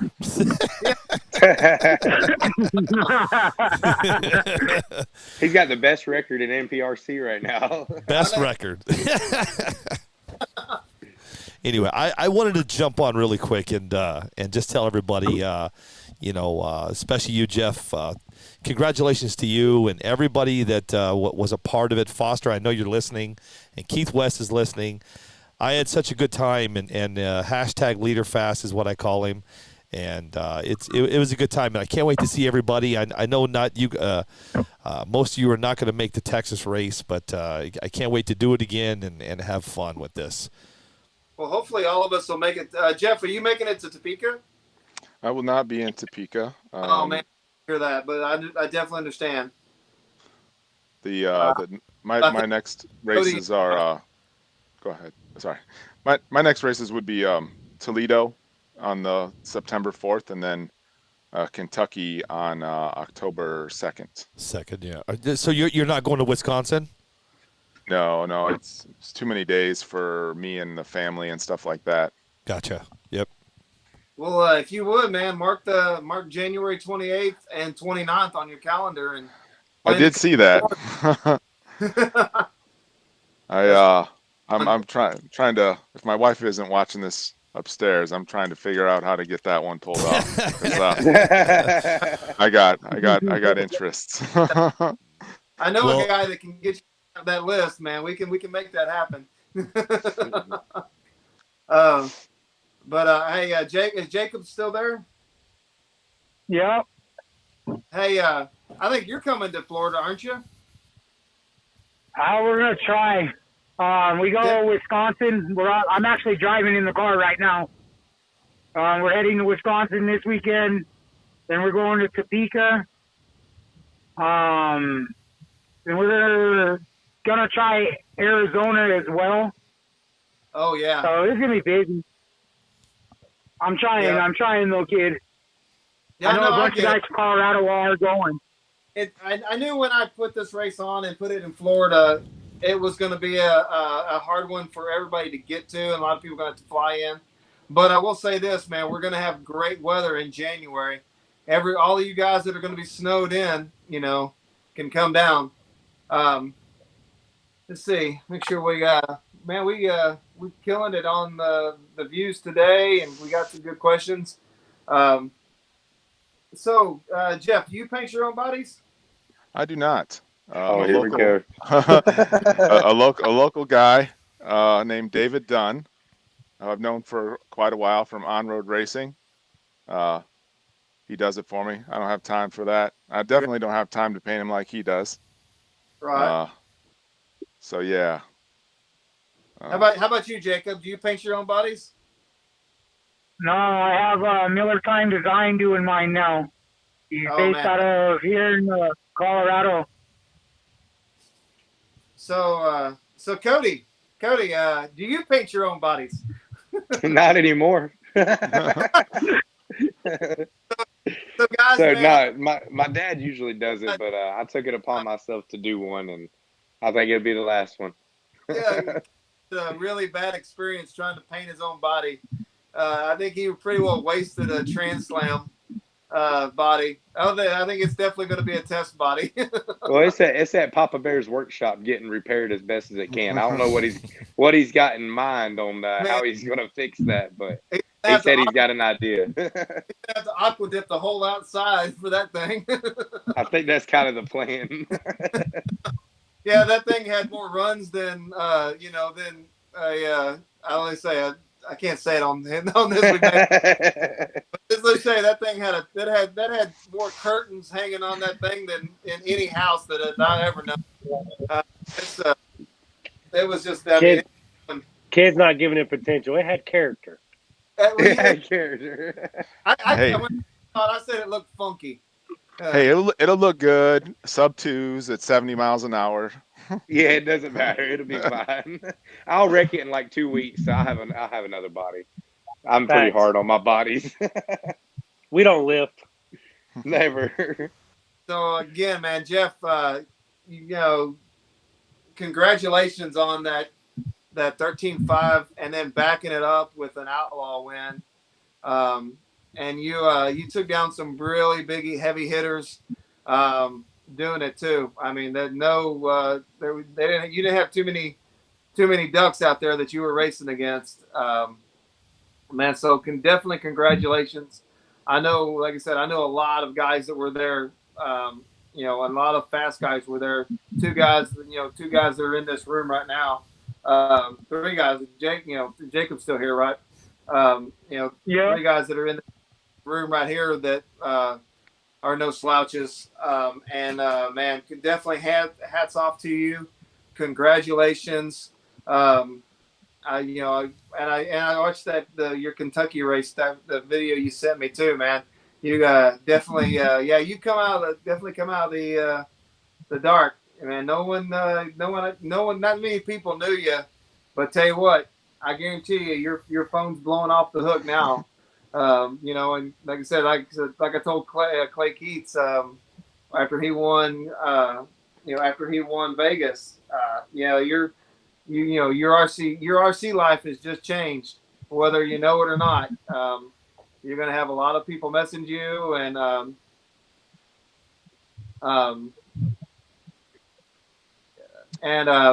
sorry, I'm trying to read what Billy's teaching me. No, it's fine. And so, like I said, you're going to have a lot of guys, hitting you up, and what Billy was wanting me to ask you about. So I'm sure you've been, no doubt, then you've been hit up with sponsor, people wanting to, sponsor, asking you what you run, and then if you run their product, or they want they want to sponsor you. Am I hitting a little bit of the nail on the head on that one? Are you getting offers for sponsors and stuff? It's pretty low key. Yeah, you don't have to name any names, but and I've done the sponsored thing before. Yeah. Maybe I haven't quite pursued it or even had the same interest for sponsor stuff coming from a different level of that in the previous form of racing. But yeah, I mean, it's out there. Even after Kentucky, I had some conversations and interesting offers for the few people who maybe had seen that. But I heard Frank on a podcast once, and with the drag racing, you choose to run what's fast or what you believe is fast. It's Right. not quite the same as with an on-road car. I can make that fast. With the drag racing, I need what's fast. Right. So I can't just switch. You can't- So I've picked what I think is fast, right? let's say, I mean, something for, you can't take the right now. Let's say the Hoosier tires. You can't take the Hoosier, Proline Hoosier tires and go, 1.9s. It's really, at least I've yet to see anybody do it. So if you went with a company that said you had to use that, that wouldn't do you any good. Right. So, I've built a bullet car. I put my own touch on it. I picked speed controllers that I thought were what I needed. I'm decently good friends with Paul Lemieux. Um, I need a good communication with a motor person. But honestly, someone asked me today, they're like, "How do I get your motor for Outlaw?" And I'm like, honestly, you just go on the site and you click add to cart, because I really didn't do anything more than that. Um, it wasn't like there was some grand selection process where there's like, oh, we have the one awesome team motor for you. It's, hey, this is what we have, which I think is great. I don't have a Maxam sponsorship. I just call them. I think I Right. called Dallas and talked to him the other day and said, "Hey man, I need some more batteries." Yep. Well, we'll work on getting them to you. So see them about 2.5 weeks or whatever the time. We might get some cells in. Hey, that's great. Cool. Might have a new pack for Kentucky. The batteries last a long time. You guys run them. The pack that is in the winning car, that battery is from like July 4th. Yeah. Look what week we're on. It's ran every week from now till then. So, more friend requests than I've ever had in my life in 2 days. That's for sure on Facebook. Like, but I'm, I generally try to help. I mean, I like to describe it to people as like making cookies. I'm not going to give you the full recipe, but I'll try to help you make your cookies better. That's the best way that I can You describe may it. not competition, but you're definitely going to be better than what you were. Yeah, I'll do my best to help you. I can't tell you everything, and everything doesn't always work. Right. Cody could tell me everything, and that might not work for me, and I could tell Cody everything, and it's not going to work for him. So, 100% true. um, That's the same with gearing, guy. Every motor's different. You could get 10 Phantom 3.0s, and they all might have a different sweet spot on them. and So, that's interesting that you bring that up. In each car, they're both Motive 3.0s. They're geared different, and they run yep, almost the same times. It's not a big yep. difference, but they were geared different. Yeah. Man. So Cody, do y'all have any questions for Jeff or Jacob? You still there, right? Yeah. Okay. The Cool. suspension question, that's the main thing. He had me intrigued with that suspension. That's I like to see different things. That's one of the advantages to traveling as much as Josh and I do. We get to see how all kinds of different people do things, and I'm a firm believer in take all the information you can get and use what you want. Like Jeff said, because something works for one person doesn't necessarily mean it'll work for the next. But it's definitely very interesting, his suspension, and I see why it works. It's a really good idea. I'm sure people are taking snapshots, and we'll probably see more of it or variations of it. So Next he thing you probably just started a trend. the the new thing online where you can buy it for $34.95. Get your Right. Yeah, F's. Mark never talks about it very much, but so when I first built the first car, I had a car that was built, and I had McAllister body mounts on it, and I was like, I want to do this different. And I probably have easily well over 40 hours um, of test fitting, putting stuff back together, taking it apart, making a first version of that car, what you guys see. And there's probably more hours on top of that. So um, somebody would have to be pretty creative to make it where it could be done easier. And maybe the photos will help somebody out there do it. Um, Suspension wise and stuff too. Like if you look at close pictures of my car, there's some stuff on the way things are positioned in that they're a little bit different than what everybody else is doing. Um, you got to look at the pictures and you'll see it. You'll be able to point it out. Um, maybe maybe that's why like I really couldn't feel a difference, and I know that you both had the feeling of something in the right lane. And maybe it's one of those things on the car that's like it just went through whatever was there. So Yeah. Correct. But, And also, I think, and maybe, I've thought about it a few times, and it very well could have, I've seen how the car reacted in the right lane. It very well could have been not necessarily a traction issue, but more of a too much bite issue in the right lane. Maybe I was getting more bite in the right and it was hitting the wheelie bar and unloading the tires. It definitely seemed more violent on takeoff in the right lane. So maybe rather than a slick issue, it was a extra traction issue. And with your, like you said, with your setup, your chassis never really gets that low. Maybe mine was getting lower in a more unsettled spot and binding up the axles. There's a lot of things that can happen to these cars with so many moving parts. So I'm pretty sure I answered this question, but Todd Kirkwood wants to know: is anybody here using magnets for their body mounts? No. I don't think anybody is. I do not, but I did buy them. Here they are. Yeah. I stuck them to this table down here. I thought this was the most BA thing I'd ever seen in my life, and I would have loved to have used it. And then the racer got the best of me, and I was like, I need this weight somewhere else. This is the most awesome thing I ever saw in RC racing, but I need the weight somewhere else, unfortunately.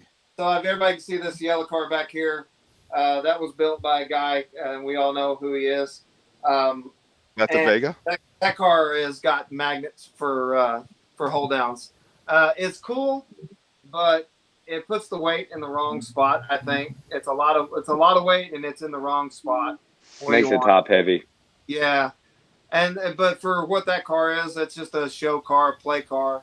I mean, it's fine to have them on there. That way, you don't have, the holes in the body. But is that the Vega, kid? That's Vega. Yeah, I've heard a lot about that car, watching TSR and listening to TSR. Yeah, man. That's the one thing that's cool about these cars, and I think what is the big draw to this drag racing is these cars look cool sitting somewhere, right? Yeah. Right. Like that car looks cool just sitting there. So Right. even in the winter, some RC racers like, man, I got this cool car that just sits there. It looks like a real car. It doesn't look like a spaceship with wings and stuff. Yeah. Which is a lot of the cars turn out to look like. Love is taking pictures of my cars and taking pictures in great and cool places. I live on a canal. I live down here near the Key West, and I live on the canal. And I know the people driving by on their boats think I'm crazy. I got my car down there on the edge of the on my dock, and I'm laying down trying to take the most coolest picture I can of this car. And I can just think of what's going through their head as they're driving their boat down, canal and seeing me, with this car out there. But they make great pictures, I've taken pictures on Hoover Dam when I was in Vegas with my car. Actually, with the Vega, I took the Vega out there. We set it on Hoover Dam and took a picture of it in front of the Vegas sign. That's my favorite thing to do. I think, other than just pulling the trigger on these things, is taking pictures of them, and making them look as real and as cool as possible. For sure. So I got a question for Jeff. Heavy car or light car? I know there's a debate on this right now. I think she's a piggy. It was on those scales there, 23, 28, 23, 30. I've tried to make it lighter. It doesn't work for me. I agree. My car is actually closer to 25. So for y'all, I can't pronounce his last name, but Teddy, do you recommend running bands in their DE tires? Now, a lot of us have gotten away from the DE tires, but when we did, and I think I can answer this, and correct me if I'm wrong, Cody and Josh, it was depending on the surface is where you want your bands.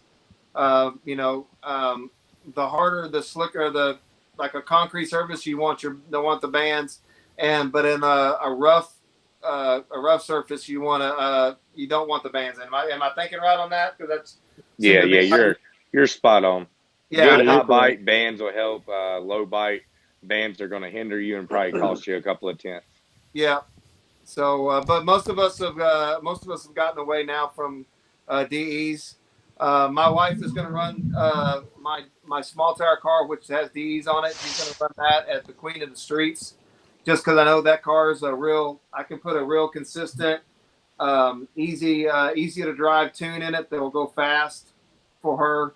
And so she's going to run it with DEs, but I'm going to be gooping the heck out of them for her. So, and now I've pretty much gone, voodoos when I can get them, and reactions when I can't. That's where I'm going.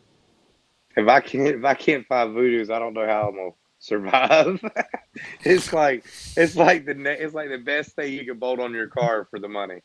I think Big Chief said it best. He said, "What else can you bolt on your car for 150 and pick up half a tenth and 2 mile an hour?" Right. Yeah, Hey, I think they're Jacob, you with us back here? Yeah, I'm just listening. Yeah, man. Hey, man. I don't mean to ignore you, but I just gotta be honest with you. You're not in front. So I got a question for you. So I'm pretty sure you've flown with your car, right? You've had to fly in an airplane with. So what do you think the best way? How do you fly with your car? Do you check it, or do you put it in your actual chassis in your carry-on?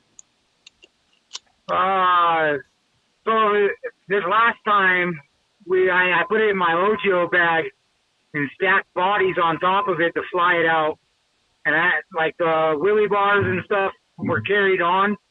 Okay. All my lipos you carry on with you. Just pack like all your soft stuff, all your rags and your tires around it. Yeah. Mm-hmm. How nervous were you with it flying like that? That's not how I fly with mine. I see how they treat my bags. Yeah. That's like one of the worst feelings in the world, handing over my RC bag to somebody I don't know.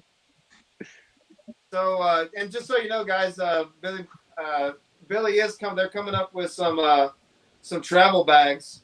Everybody knows that Wendy works for an airline, so they got a pretty good idea of what's going to be best. They're coming up with some travel bags specifically made to help us guys carry our cars when we have to fly.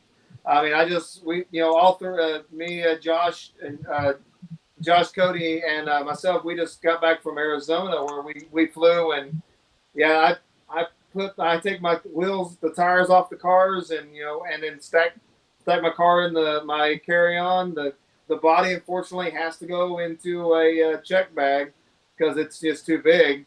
But I put it in 2 t-shirts and roll up a t-shirt and put it inside the cavity. And then all my lipos go in my carry-on.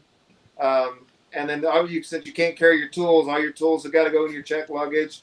There's a lot to think about when you're flying with these things. You really got to pay attention. And you don't want. I on the way back when I was leaving Arizona, I had them actually search my bag because I had two cars in there, two I all my batteries, wires, going everywhere. I can only imagine what they thought it was. And I mean, I sit there and watched them do it. They ran it through the x-ray, backed up, ran it through it again, backed up, ran it again. And then next thing you know, they run it out, pulling it aside, brought me over there and, what's in the bag? And I said, well, you're never going to guess it, but it's an RC car. And when I said that, they laughed and opened up and saw that that's all it was, But so just to touch on how rough they are with bags, my body was in the check bag on the way to Arizona, and I have the body bracing on my body. Yeah. Whenever I opened up my bag when we got to the track in Arizona that night, they had actually thrown my bag around so much that they broke one of those body braces. Now, just to put that into perspective for you, when Billy hit the curb at 80 mile an hour, it didn't break the body braces. So they're rough with our bags. Yeah, when I brought the Vega car back from Vegas, they did something to it. It actually pinched the body and chipped so much it actually chipped the paint on the inside. Oh man. Car. So, hey Jeff, have you ever had to fly with your body? You ever try to fly with your cars? I have not. I'd be freaking out. Death, man. I drove from Toledo to Florida to race, and I took all my stuff with me. Yeah. Yeah, because it's and everything I've heard, from other like off-road, on-road racers, you could get to a race and you could kind of wing it, if you had Yeah. a car and a radio. You can borrow enough stuff maybe from enough friends, Right. but you need those two things. You need your radio and you need your car. So that's always got to go on the carry-on. Yeah. What's the furthest you've had to travel for to a race? Uh, the furthest I've ever traveled for a race is Fort Myers, Florida. Oh, yeah. That's not for the drag racing. That's for the Nitro Winter Nationals. Yep. And what kind of drive was that? How long? How many hours? I think it was. I was riding in the back seat, thankfully, but I think we made it there in like 15 hours or 16 hours or something. Wow. Oh yeah, you're right there with us. We've made 16-hour trips, haven't we, Josh? Yeah. We're about to. Yeah, with no sleep. No sleep. You get there and you Key West to Texas. It's going to take us. It's at 26 hours from Key West to Texas, and then it's 12 hours from Texas to Topeka. So yeah, but now me and the wife, we bought an RV, so we're going to do the RV thing now instead of flying when we can. Yeah, I did not like fitting out of a suitcase, and I did that in Vegas, and that was not fun at all.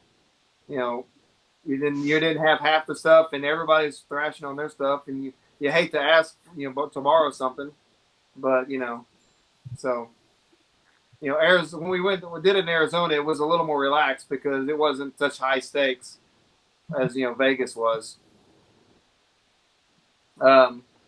So Jim, I don't think we've covered this. How long have you been doing this? My first race was in 1988. It was dirt oval. I raced probably less than a dozen times that year, and it built each year upon that until maybe 92. Yeah. Where I raced probably 45 or 50 times a year from 92 to 99. And then stopped in 99, and I did a little bit in 02, but it was just winter. In 2011, my friend was like, you know what? You should get a car. Let's go to the Winter Nats. Let's go to Fort Myers and see how it goes. And I was like, all right, you're right. I'll do it. It's something to do. Got a car, went down there, had a great time. And then raced from 2011 to 2015. Again, like almost full time. And that was going to be it. That was the end of RC until last October. The drag racing bug bit you. Yeah, I'm a drag racer at heart. I have like a mid 9-second Mustang. And I'm like, man, there's some skills I have and some knowledge, and I'm like, I think I could apply myself pretty well to drag racing. And I watch those cars run, and I'm like, man, I want to get one of those. I'll just do it a little bit. That's how it starts. Can do a little bit. Yeah, it's like when I saw a guy building one of these out of a Bandit. I'm like, well, I got a Bandit. I can build one. It probably won't be that expensive. I can have fun. Yeah. Now I got a $70,000 RV sitting in my driveway. Yeah.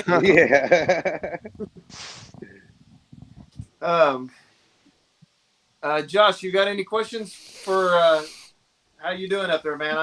I know you're feeling a little rough out there. How you doing?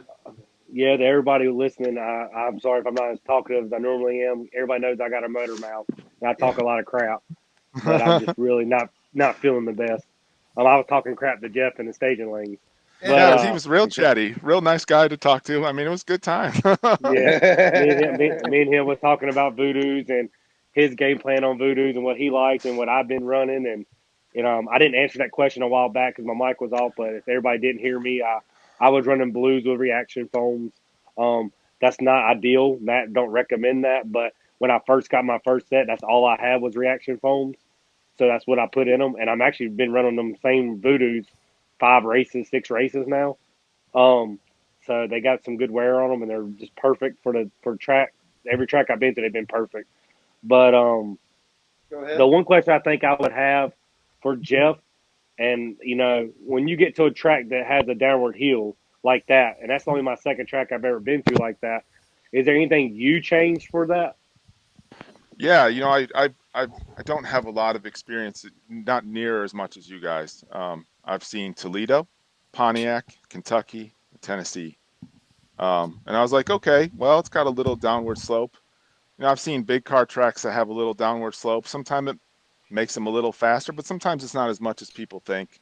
It's not like it's not shoving the car down a hill like it's not Pinewood Derby cars, right? It's Essentially, the car runs away from itself. I feel like. yeah.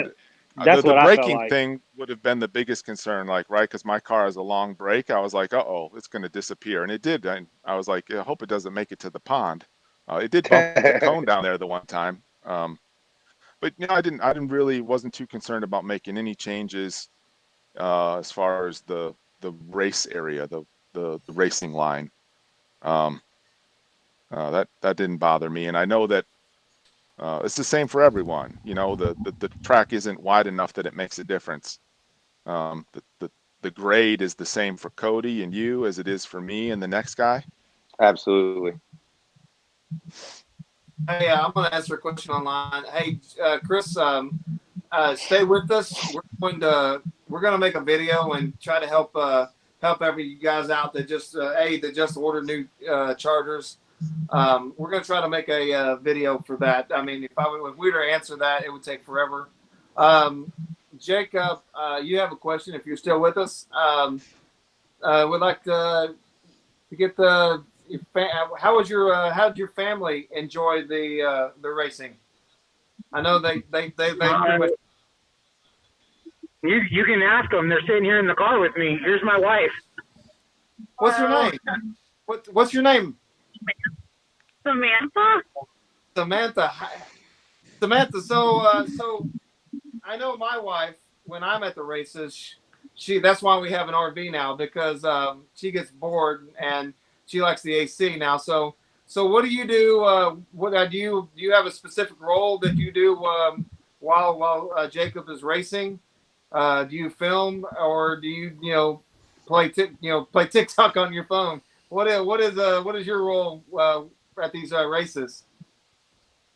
No, well, when we travel, I have to take all the pictures and make sure he gets all the pictures. Here, when he's racing, I'm like a race director. Yeah. So I have dual jobs. Oh, okay. I mean, so when you come to the race, you guys, for lack of a better term, an assignment. You know what you need to do. That's like I said, my wife in charge of taking pictures and slow mos of the races and then making funny TikToks about my crashes later. That's her job. The same as me. What's that? Same as wife's job. Oh.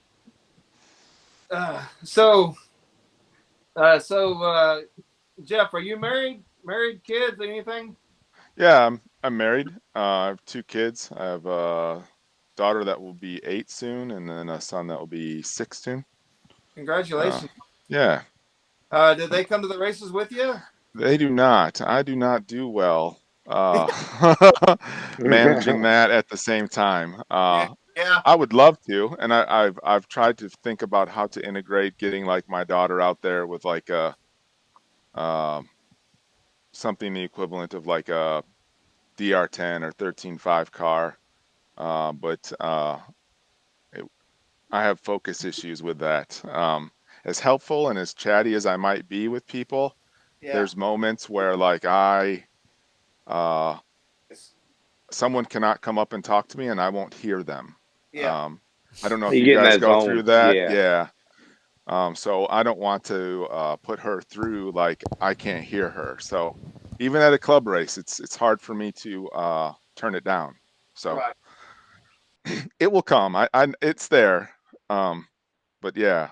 No, totally get it, man. Good answer. Good answer. Yeah, like I said, when I had my battery came out of the car in Tulsa, I had a guy that, and bless his heart, all he wanted to do was talk.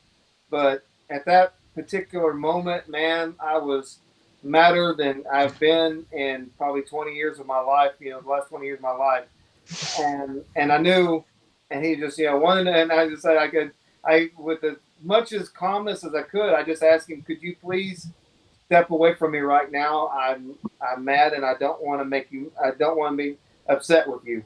And then I went back and I apologized. I said, hey man, you can come back now. I just needed that space for that moment. So I know exactly what you mean. Is that sometimes you need that focus at that particular time, and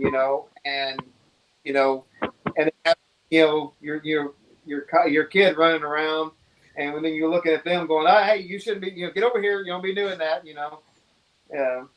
For me, I'm old enough now. It's grandkids, but I know exactly what you mean. Billy, I see you popped on up here. Is there an update or something? Yeah. Hey, Jeff. Listen. Somebody wants to know: are there any pics out there of your winning SE car?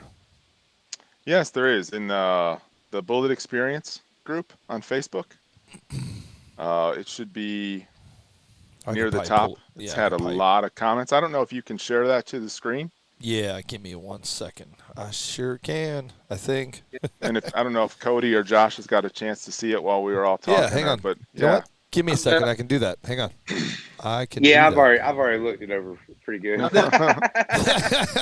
That suspension really interested me, so I was already checking it out. That's why I had a couple of questions about it. I'm not necessarily saying I'm gonna change my car or anything like that, but it's definitely, you have figured out something that a lot of people, even after you've explained it, there's still a lot of people probably don't understand exactly what's going on there, and it's really, it's impressive. It really is. Thanks. I made in chatting with a couple friends the other day, and I don't know, maybe I'm going to try to say it the best way that I know how is, and these are just compliments to even someone like Mark. Everybody wants a Mark Vine in their club. Yeah. Until they get a Mark Vine in their club. Right. Right. And he's doing some awesome things, and I've gotten tons of ideas, and he's given a lot of ideas, and this is kind of one of my ideas to give back, at least as, hey, this is something else you could do to a car, right? So I'm like, hey, what, it got my ears perked up. Hearing you talking. And I'm not to say I couldn't take any one of the other manufacturers' cars and make it fast, right? You guys too. You grab another car. Yeah. You're gonna get it going 1.9s. It's just a different way of trying to. I'm just trying to be creative and have my own fun with the car. Right, and that's the fun about it. Each car has its own way of getting to that potential, and you just have to figure it out. And that's what a lot of people have to step back and have the patience for. Right. You got to put in the time with the car, learn what the car likes. Any car can be fast. I mean, and I think that's the fun with this is there's no cookie cutter way to do it. You don't have to have this or have to have that, but there's multiple different ways to do these things, and that's the fun of it, figuring it out for yourself.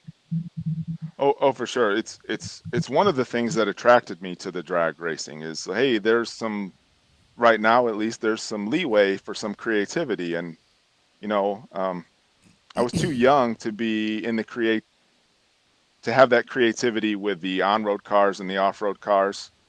But I'm kind of an engineer at heart. That's not really my profession, but you can tell there's some engineer there at work. Oh, absolutely.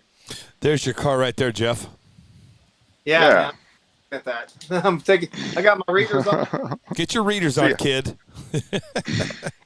Kid's got the zoom on his camera already on.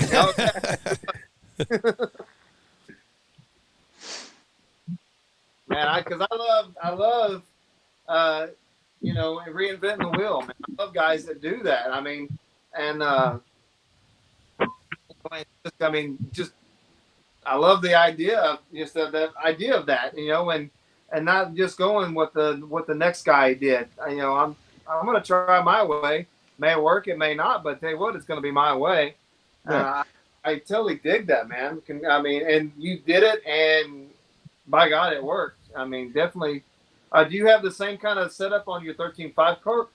I do not. I do not. My 13.5 car is a 22S roller. Okay. I bought it and I kind of gutted it to get it down to weight. I threw some bearings on it and what is it, the lockout slipper? Yeah. And that's it. I was like, this car is going to be as simple as it can get. Like, and I wanted to show people that you could take, is maybe as bad as much flack as the 13.5 class gets. I wanted to show people that, hey, look, this car is almost out of the box. It's got plastic shocks on it. It's got the springs that it came with on it. The front ones still barely have any oil in them, the way they come from the factory. And I wanted to show people that, hey, look, this car is simple and you can do it with simple. Like, okay, man. Well, thank you for that. Thank you. Definitely thank you for that. I mean, and not only just like you said, just putting in the work and taking and you're using your term, the simple car, and and going out there and kicking butt with in the 13.5 class. And man, I mean, thank you for doing that, because I know my 13 Baby Shark, my 13.5 car. I built it specifically for the Texas race, ground up build, and I would say it's anything but simple. yeah. So, I mean, man, I applaud you big time. Definitely applaud you. A lot of what comes into this racing is reaction time too. Yes. I know I paid attention. Jeff's really good on the tree, like a lot of us are. That's a big factor. You can have a really fast car, you can have a really slow car, and as long as you're good on the tree, you still have a good chance. Yeah. So if you can get in that top 25% of ET at any race, you have a good shot. Yeah, I think that's practice your tree just as much as you do with your car. I get caught up a lot in chasing the numbers we see online, and maybe we all do. We're like, oh man, that guy's just a little bit faster. I need that time, or I won't be competitive. But it's the wrong way to look at it. The more I do it, my friend constantly reminds me of that too. You just need a car to make the race. The tree can separate easily one of us by a tenth. So, yep. A 2.0 car versus a 2.1 car, that's the difference in the tree, right? If you kind of think about it, it's all in the tree. And the lights are different. These lights are lights that were bulbs that come on. They kind of come on slow. These are harder to be fast on versus the LED bulbs on some of these trees. Correct. An LED instant green, I've gone as low as 2.0 flat. That's not a guess. Some people get lower, but I think it might be a guess. For my age, 2.0 to 220, that's fair without guessing. For my age, and I'm completely happy with that. So yeah, everyone should think of that when they're racing. Don't have to have the fastest car there. You need to run your own race and be on the tree. Well, hey Jeff, I don't know if you know this, but your 13.5 car bought me dinner. Oh, that's great. It sounded like there was quite a bit of that. I don't know if it was always in the 13.5 or Outlaws, but it's good to hear a little bit of that going on the side. That makes it fun, like real drag racing. It's always like happens that a lot. Yeah. So Joshua Young want to ask, what body is that? I'm guessing. I'm not sure which. I'm guessing he's talking about the your Outlaw car, Jeff. And I'm guessing that was definitely the Corvette body, correct? Yes. Yeah. So there you go. If Joshua, if that's what you're talking about, it was definitely the Corvette body. Most popular body out there. And initially, when friends had seen what I was doing, they're like, "Are they all Corvettes?" I'm like, "Yeah, that's the Corvette class." Yeah, exactly. So hopefully, like I said, we're gonna, Shark Bodies is gonna take over there. We're gonna get some more Trans Slams out there. Oh yeah, I think the Trans Slam's a hit. Yeah, it is. So, yeah, Paul would be killing me if he didn't hear me say something. Didn't hear me say when we're talking. That's There's a guy making a wing for that car body. I can't think of his name right now off the top of my head. I'm terrible with names sometimes. But it looks super amazing on the Shark body on the Trans Am one. Yep, I know exactly what you're talking about. It's Keith West. Keith West. EMS. Keith West making it. Hey, Jacob, are you still there? Of course. I'm going to put a picture up here in just a second. I want to show you something. I just found a picture you're going to love.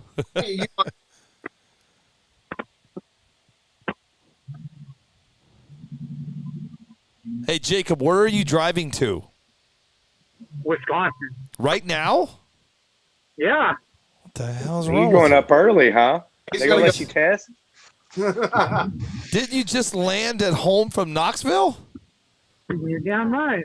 I told you. We do this because we love it, Billy. I know, dude. I know. Here, I'm gonna put this picture up.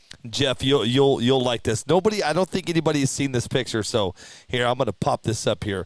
This is the aftermath of the hashtag leader fast in my race. Here it is. Ready? There she blows. Oh, There it is in pieces. That's what a 2.0 car looks like after Billy drives it. That should be hashtag don't let Billy drive your car. Okay, that's it. Show's over. And Billy. Yeah, Oh, there No, it it is. was fun. It was fun. It was worth every piece. I'll say it over and over. I mean, I could rebuild the car. Once you figure out how to go fast, it's no problem to fix it and go fast again. So it's not a problem at all. I would offer up my car again just to see the smile he had when he won. Yeah, it was Hey, pretty on good. Billy's car, in the back glass, we're gonna put hashtag no brakes. No. We're gonna put a hashtag. You just got billied. Yeah, Hashtag get curved. take it off. You strip everything down and just frame that chassis, and then with the story and everything. Oh, well, here you go. It's already been. I've got it here. Oh, he's got it. Great. So it's Oh, yeah, I already been signed it. signed. Oh no! See if I can get both signatures in here. Yeah, right There there. it is. You know what we need to do? You need to auction that off. Auction off the chassis. Yeah, hey, did you see how much? I know nobody saw this, but Jeff, did you hear Cody what he said about? You guys were talking about the lanes. I can listen to everything what you guys are talking about, but did you hear Cody when he said that it messed up his body when he hit the lanes there? Right? We auctioned off his body for $100. yeah, I did see the auction go off on the body. One thing about wall boards and lane boards, these boards had a small gap. If someone was to take the boards down, which they do, and they're going to re-hinge them, there's a hinge setup you can buy that butt ends the boards together and makes a seamless gap, and it tends to make a smoother surface for the car to ride against, and it won't rip rear arms off and rip sides of bodies off. But it's one of those little things you don't know until you experience, that Right. we need to go back to the wall boards and make a change like that. Just something you see over the years, and someone has it happen, and then they make a change to the wall boards and things like that. Definitely, you don't want the cars to. I mean, cars are going to get tore up, but you definitely don't want the cars to just, if they run the rail per se, rip a whole side of the car off. So It worked out though because it went to a good cause. Yeah, that's a good idea Billy- to auction it. Yeah, it's good. Billy did really great with what he decided to do with it. I gave it to Billy. I knew Billy would figure out something good to do with it. So Damn I think right. he did great. I pocketed the $100. I'm kidding. We actually gave it to Rayanne and her husband. They've been having. He had what was called a widowmaker heart attack, and the $100 went to them to help them out with some bills. man, I do have a picture. I have a picture. Somebody, Dennis Julie Chambers just said there's a picture of the Trans Slam with the BMF wing, and I do have a picture of that for you guys. So here you go. Take a look at that really quick. And I know it's kind of hard to see, but you can see the Trans Slam there. But let's see if I can. Dean's side. He's the one that won the Trans Slam wing on your show, Billy. Yeah. And he already has it mounted. Oh, he does.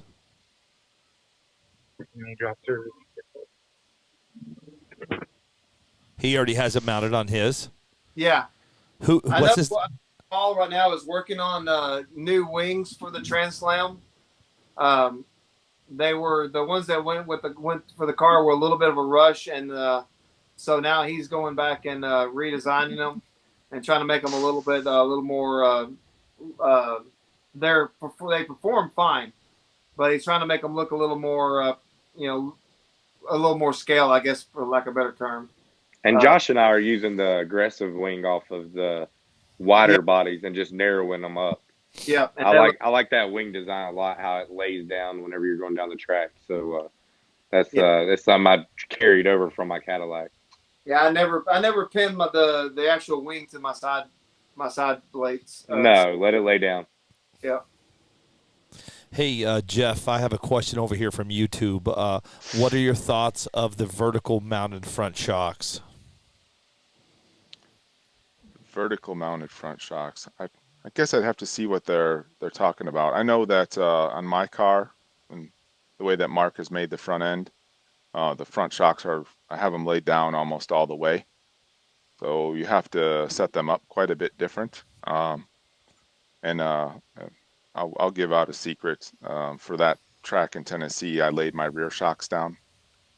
I'd encourage everyone to at least try it once. I know that the trend and the big thing in drag racing is vertical shocks, but I don't run vertical either. I made one hit, and I was like, nope, that's not it. And the very next thing, I carried it back to my table, and it was the very first change I made to my car before I touched any radio settings, any power. I put my shocks back to where I ran them at home. I just kind of did that as a starting point. And I was like, nope, that feels right. That's how it is. Yeah. Hey guys, listen really quick. I just got a message from Samantha Leader, and they're getting ready to go into some bad cell phone service. So Jacob, dude, we love you, dude. Thanks for coming on to the show. One day it'll just be me and you, man, and just hang out. Hey, thanks, Jacob. Yeah, for sure. On. Appreciate you guys. Thank you, kids. Thank you, Cody, Josh, Jeff. Congratulations, dude. Look forward to seeing you guys soon. Everybody's Jacob, everybody's already talking about the next big race between me and you. It's going to be the biggest ever. So just, get ready for that. It's going to be like Mike Tyson and Muhammad Ali kind of thing. Yeah.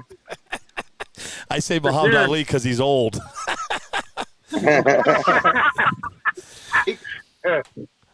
Jacob, we love you, dude. Be safe. Safe travels, dude, and stay in touch with me over there in Wisconsin, okay? Yeah, for sure. I'll talk to you guys later. All right, brother. Thanks, Sam. Later, buddy. Bye, little leader. Bye. I call his daughter # little leader. Oh man. I've known Jacob. I've known Jacob. Honestly, I've only known him since February, and dude, he's class act, man. I love that guy. Yeah, I got to talk to him because we did a racer of the week on him. So I got to talk to him after Vegas, and class act all the way. Yep. His whole family, class act. Yep. 100%. What they stand for. Definitely. Well, hey guys, I gotta run. My phone's about to die, and I gotta pack for my trip.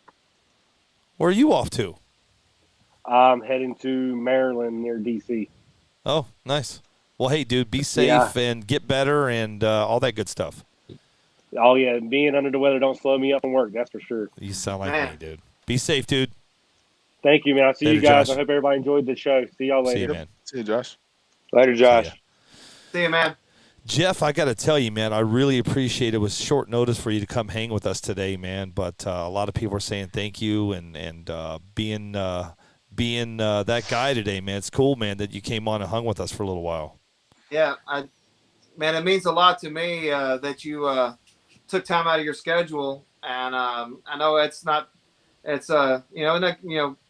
taking 2 hours and just sitting here with the staring at at your phone. Uh, you know, it's not always the funnest thing, but hopefully we made it a little bit enjoyable for you. And man, dude, we appreciate you coming on and answering all the questions and give us a little insight on what you got going over there. Man, we definitely do appreciate it. Yeah, sure, no problem. And definitely congratulations. And look for Jeff as being the racer of the week coming up very soon. Nice. Oh yeah. Well earned. Thank you. Okay, Yeah. well, look at that, man. You can't go wrong right there. Yeah. Yeah, thanks a lot. Yeah, I appreciate it. So Hey, yeah, Jeff, I'll be seeing you in October in Kentucky, man. Yeah, that they put on a good show. Hopefully, maybe Cody can make it, or Yeah, I'll be there. Never know who else. man, like I said, and I wanted to. It's like I got sent that flyer, and I'm like, yes, because I'm be there. I looked at the date. It is October 30th, right? It's the And- second. The second. Oh, man, I think of a different race. So somebody sent me a flyer with a big pumpkin head, and Yeah, that's the one in. You're right. It's right here. I've got it here somewhere. yeah, and I saw that, and I'm just like, oh man, that one's gonna. That my son is getting married. My oldest son's getting married on the 31st. So On Halloween. we're driving there for a Halloween wedding. But if it's happening on the 2nd, I may be able to pull that one off. Oh, yeah. You second, can October ride 2nd. down and ride with us if you want to, kid. If it's not out of your way. No, man. Yeah, well, I'll fire up the big camper and point it north. Oh, there you go. Yeah. Please put a GoPro inside that camper. Yeah, you know there will be. There's At the mounts, man. You talked about you're gonna have what's it I can't think of his name now. Filming y'all. Cindy's already got like special mounts and stuff for Luke the Claxton. GoPro, and we're gonna make a whole documentary of our trip. Luke Claxton. Jeff, you Luke probably don't know this, and you probably don't even know who Luke Claxton is.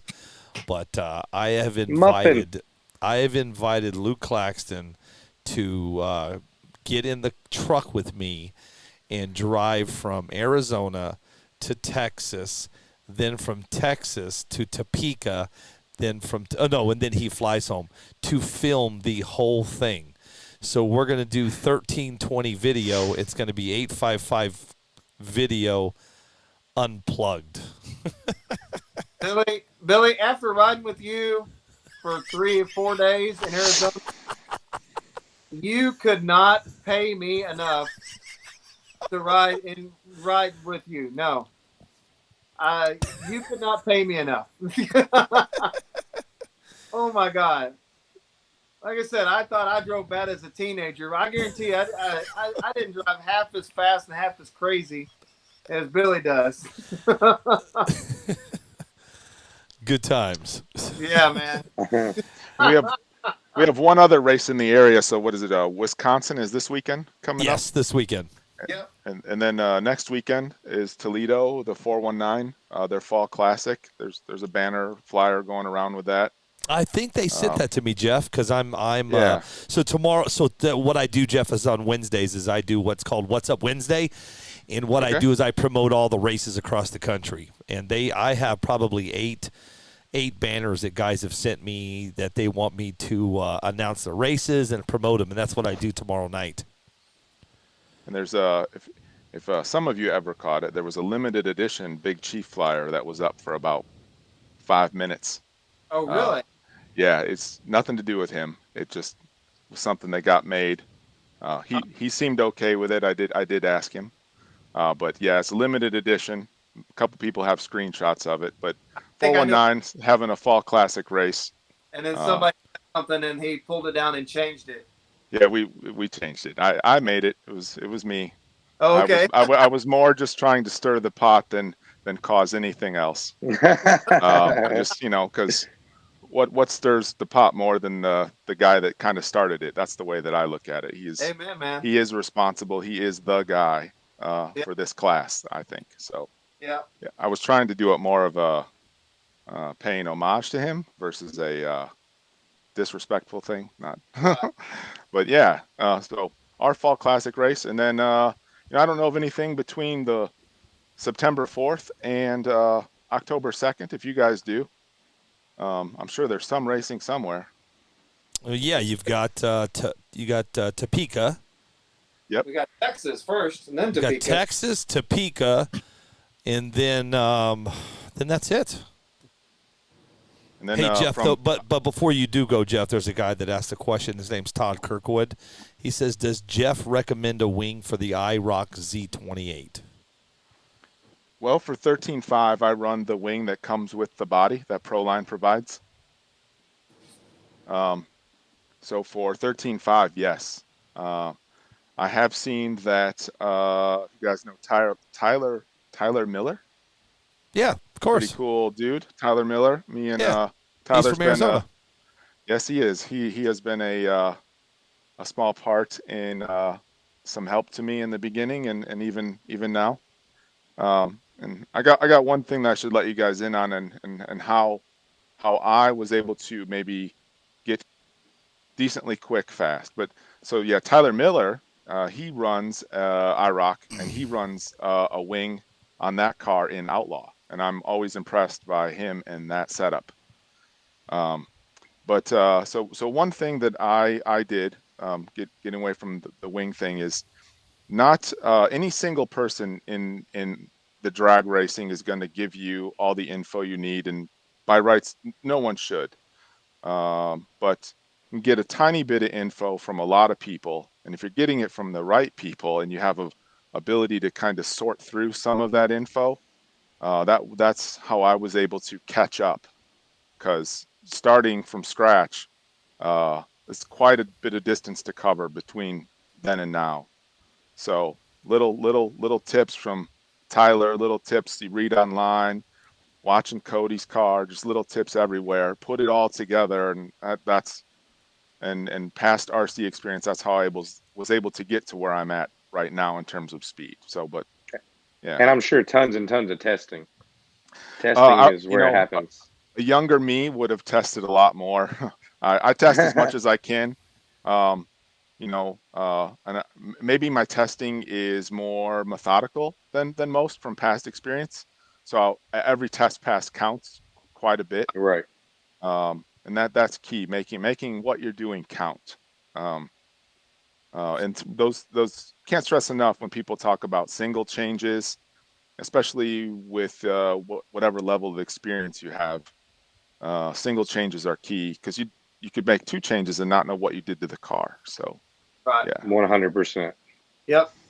Hey, so Jeff Foster had one comment here, and for you says Jeff won the race. Also, one of the most professional. Sportsmanship was on point with these guys, man. And and just from talking a little bit, I can guarantee that was 100% true. Cody and Billy probably can talk to it more, but from what the little bit I've been talking to here and then online, man, dude, you seem to be one of the class acts in the hobby, and I thank you for that. Definitely thank you. Well, no, thanks a lot. It means a lot. I do try.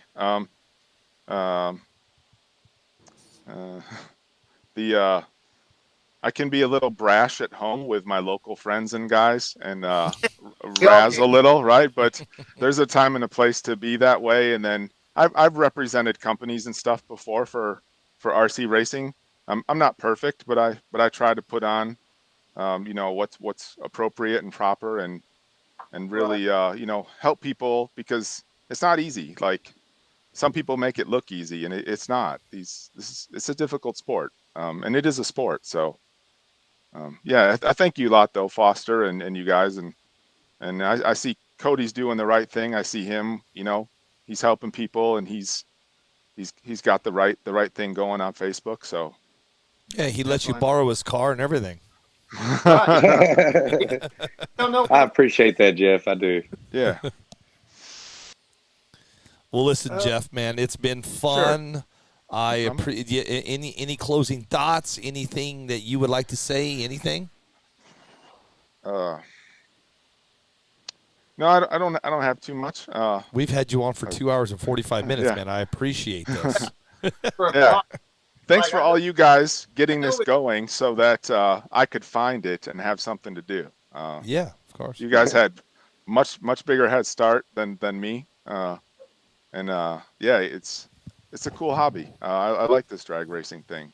Well, I think you're going to be around to make your mark. That's for sure. You proved that Yeah. this weekend and the weekends before. I've already been watching. I know you and I have talked a few times in Messenger, so it was nice to finally meet you and get to see the car run in person. Yeah, yeah. And I do hope to see you guys at other races. I'm hoping I can make other races. You know. Yeah. Yeah. So if you ever get bored, during the race of the week questions that I send out, we learned and I'm gonna spill the beans. We learned that Jeff really likes key lime pie. But for some reason, and so this is sacrilege to me, Jeff. Said you like key lime pie from Publix grocery store, and I can't for the life of me understand why in the heck you like that key lime pie from a grocery store. But if that's what but I trust me. If I can ever get you and your family down to Key West, we're gonna show you what good key lime pie looks like and tastes like. But I can guarantee you, man, if we do that, you'll never go back to a Publix and get that key lime pie.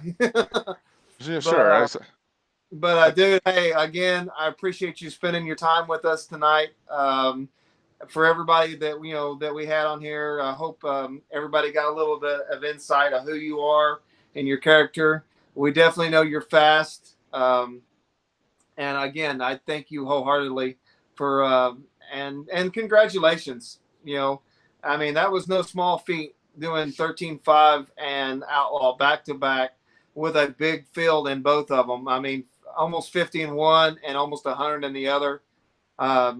Man, that's Very impressive. that is no small feat. That is nothing to, you just don't get to do that every day.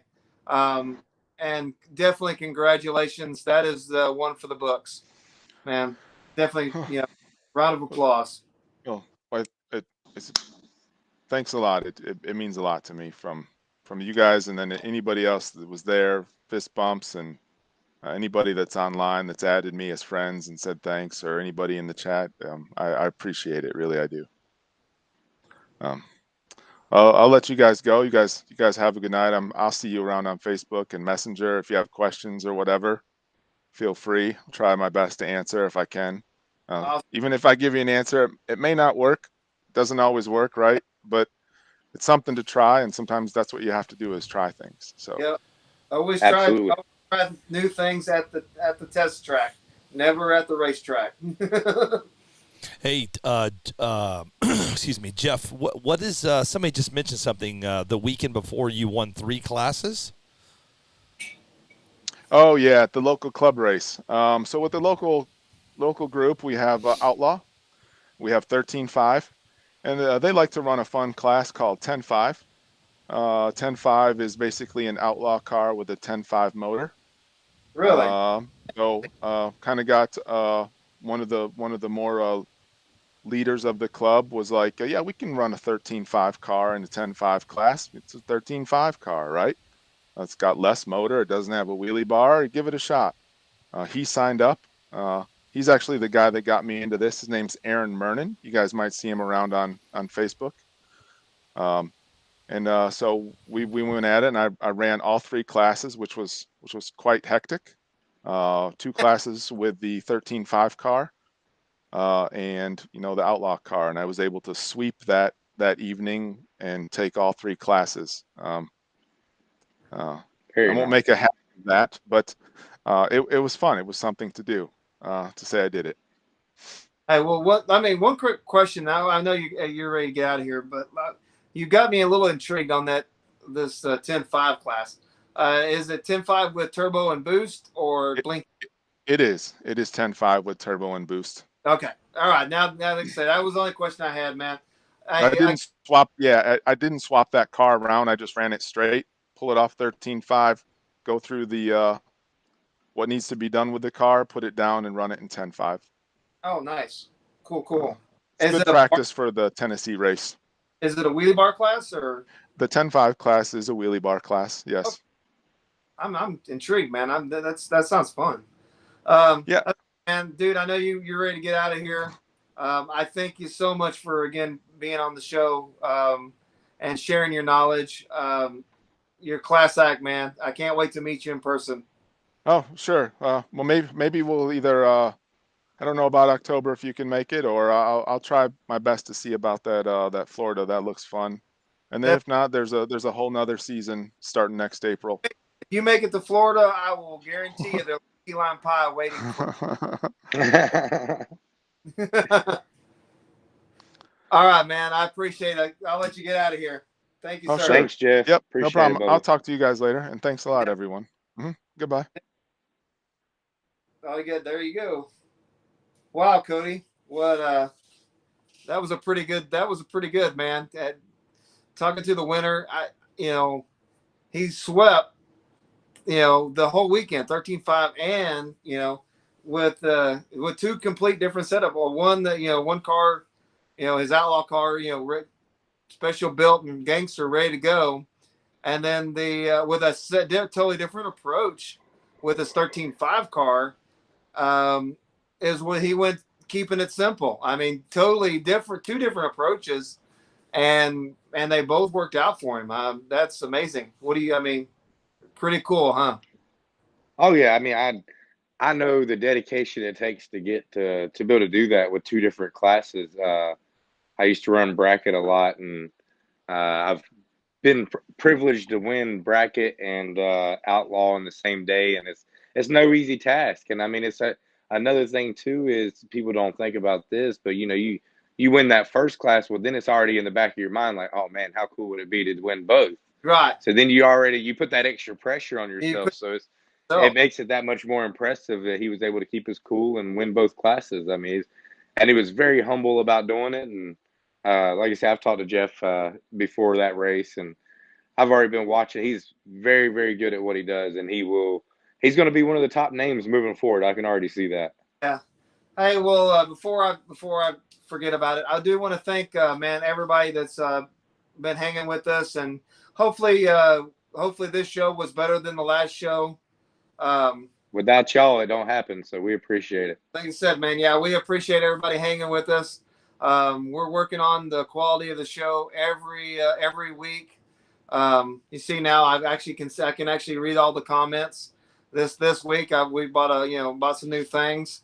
Next week's going to be better, and then the week after that's going to be even better. So, actually next week after that, I'm going to probably be doing the show from on the road if we want to do it. So that should be an interesting, but again, I want to thank everybody that's bearing with us. And as we're working through this new show idea, I've never done it before. Me and Cody, Cody and Josh, we've only done guest spots on Billy's show and other shows. So this is, to basically have our own show, and with Billy's help, it's been an adventure, and it's been fun. Yeah, it's good stuff. Yeah, we got the best producer in the business too. So damn right. Yeah. The only thing that I've got to get down and I got to figure out is like, so when you have two people, it's easy. When you have three, it's easy. When you get five, I try to put you guys. So if you notice, kid, you were over here, then you ended up down here, then I put you over here. So I'm learning on where to place everybody. When we start the show and you're placed, I'm going to end the show at the same place you're placed. So just bear with me on that. But the good thing is right now, guys, you have 36 people. You were up to 90, and you've been up to 35 over on YouTube. Wow! Awesome. Better numbers than last week. That's good. Yeah, your numbers are going up. You guys are doing a great job. I'm doing the best I can. You're doing great. Well, Yeah. geez, thanks, Cody. You Yeah, got my you're better car at ready yet to producing than go driving a do some. car. You got my car ready yet to go do some bounty hunting? Not yet, not yet. We getting there. Oh, that's awesome. Yeah, there you go. The Billy Bunch. Yeah, there you go. At one time, we had 5 people on, and it looked like the Brady Bunch. Man, yeah, I know. And I kept moving the center. I'm like, oh, don't put me in the center. Yeah. No, you're the host, man. You go right to the center. But again, I think this is a good spot to end it for the show for tonight. Again, thank everybody for hanging with us. Yep. Thank you, Cody, for hanging out and making the show. And definitely, we're going to both thank Billy for deciding that us stupid, crazy guys need to deserve the show. You know what, dude? It's good. Trust me. You know what, guys? Like I said, it's like you said, kid. It's only going to get better as we grow, and this is only the second show for you guys, man. And I do believe, I think the great idea and the biggest idea that we had was from a listener, and doing live videos or doing videos, because the cool thing with my software is I can put the videos up. So this week or next week, if we're going to talk about eye chargers, we can pull a video up, and you guys can talk through the eye charger. If we want to talk, chat, whatever you guys want to talk, we can do videos about it, and that way we can show everybody and get everybody involved with it, and then. And this show was a little different because we had some guys that the guests we wanted to bring on and talk to, and so we had a lot of topics we that everybody wanted to hear about the race, and not so much the part at that time. We definitely want to cover more tech stuff. Like I said, we get able to make when he gets a chance, when he's not in the attic at an AC, working on AC, to make a quick little how-to video on that eye charger, because I know he's really good at it. I mean, let's do that. So that would be a good as I'll talk to Abel, and we'll and for y'all guys that just got your eye chargers, and I mean, they're not the simplest thing in the world to use. I mean, you can make them simple, but to get to them their full potential, there's a lot of things that you got to know about it. And I know Chris Hilborn just bought him an eye charger that's on his way. So we'll hopefully we can help him out and get him going. Oh, Billy's switching hats, man. I should have been wearing this hat the whole time, man. So what hat you wearing, Billy? Which one you got on? Java Start. Oh man, that's right. And thank our sponsors, Job. Our coffee sponsor. Yep. The cool thing about it is, and I didn't pull it up yet, is that's why we have coffee up here, guys. We got the A to B and we got the ET. We got coffee coming soon to Desert Hobbies, so you guys are going to be able to get the coffee. You're going to be. Hey, let me tell you something. This guy's coffee is legit too. And I just found out today, next month, we're going to be able to get pumpkin spice. When you told me that, I swore you were joking, but No, we're getting pumpkin spice by Jumpstart Java. Yeah. Jumpstart Java, yeah. Hey Chris, just so you know, I got the A to B in my camper right now. We got the grinder there. We just got that today. So man, we're gonna have some A to B all the way from A to B on this trip that we're taking. So man, I can't wait. Hey, let's do this now. Let's just go ahead and call it next week for RC Tech Talk Tuesday. Let's go. Let's do eye chargers and dischargers. Agreed? Perfect. Okay. So there you go. That's what we're going to do next Tuesday. We will do eye chargers and dischargers, and I'll do my best to have Abel Lips here in the studio. We'll have a camera on top of him so he can talk about it. I'll do the best I can to have him in here. And Justin Shorty Brown says we just need a beer sponsor now. I can probably get a rum sponsor. I don't know about it. That's awesome. So let's plan on next Tuesday, guys. So if you're still with us over here on YouTube and over on Facebook, next Tuesday it will be iCharger and Discharger Day, and we'll start talking about that.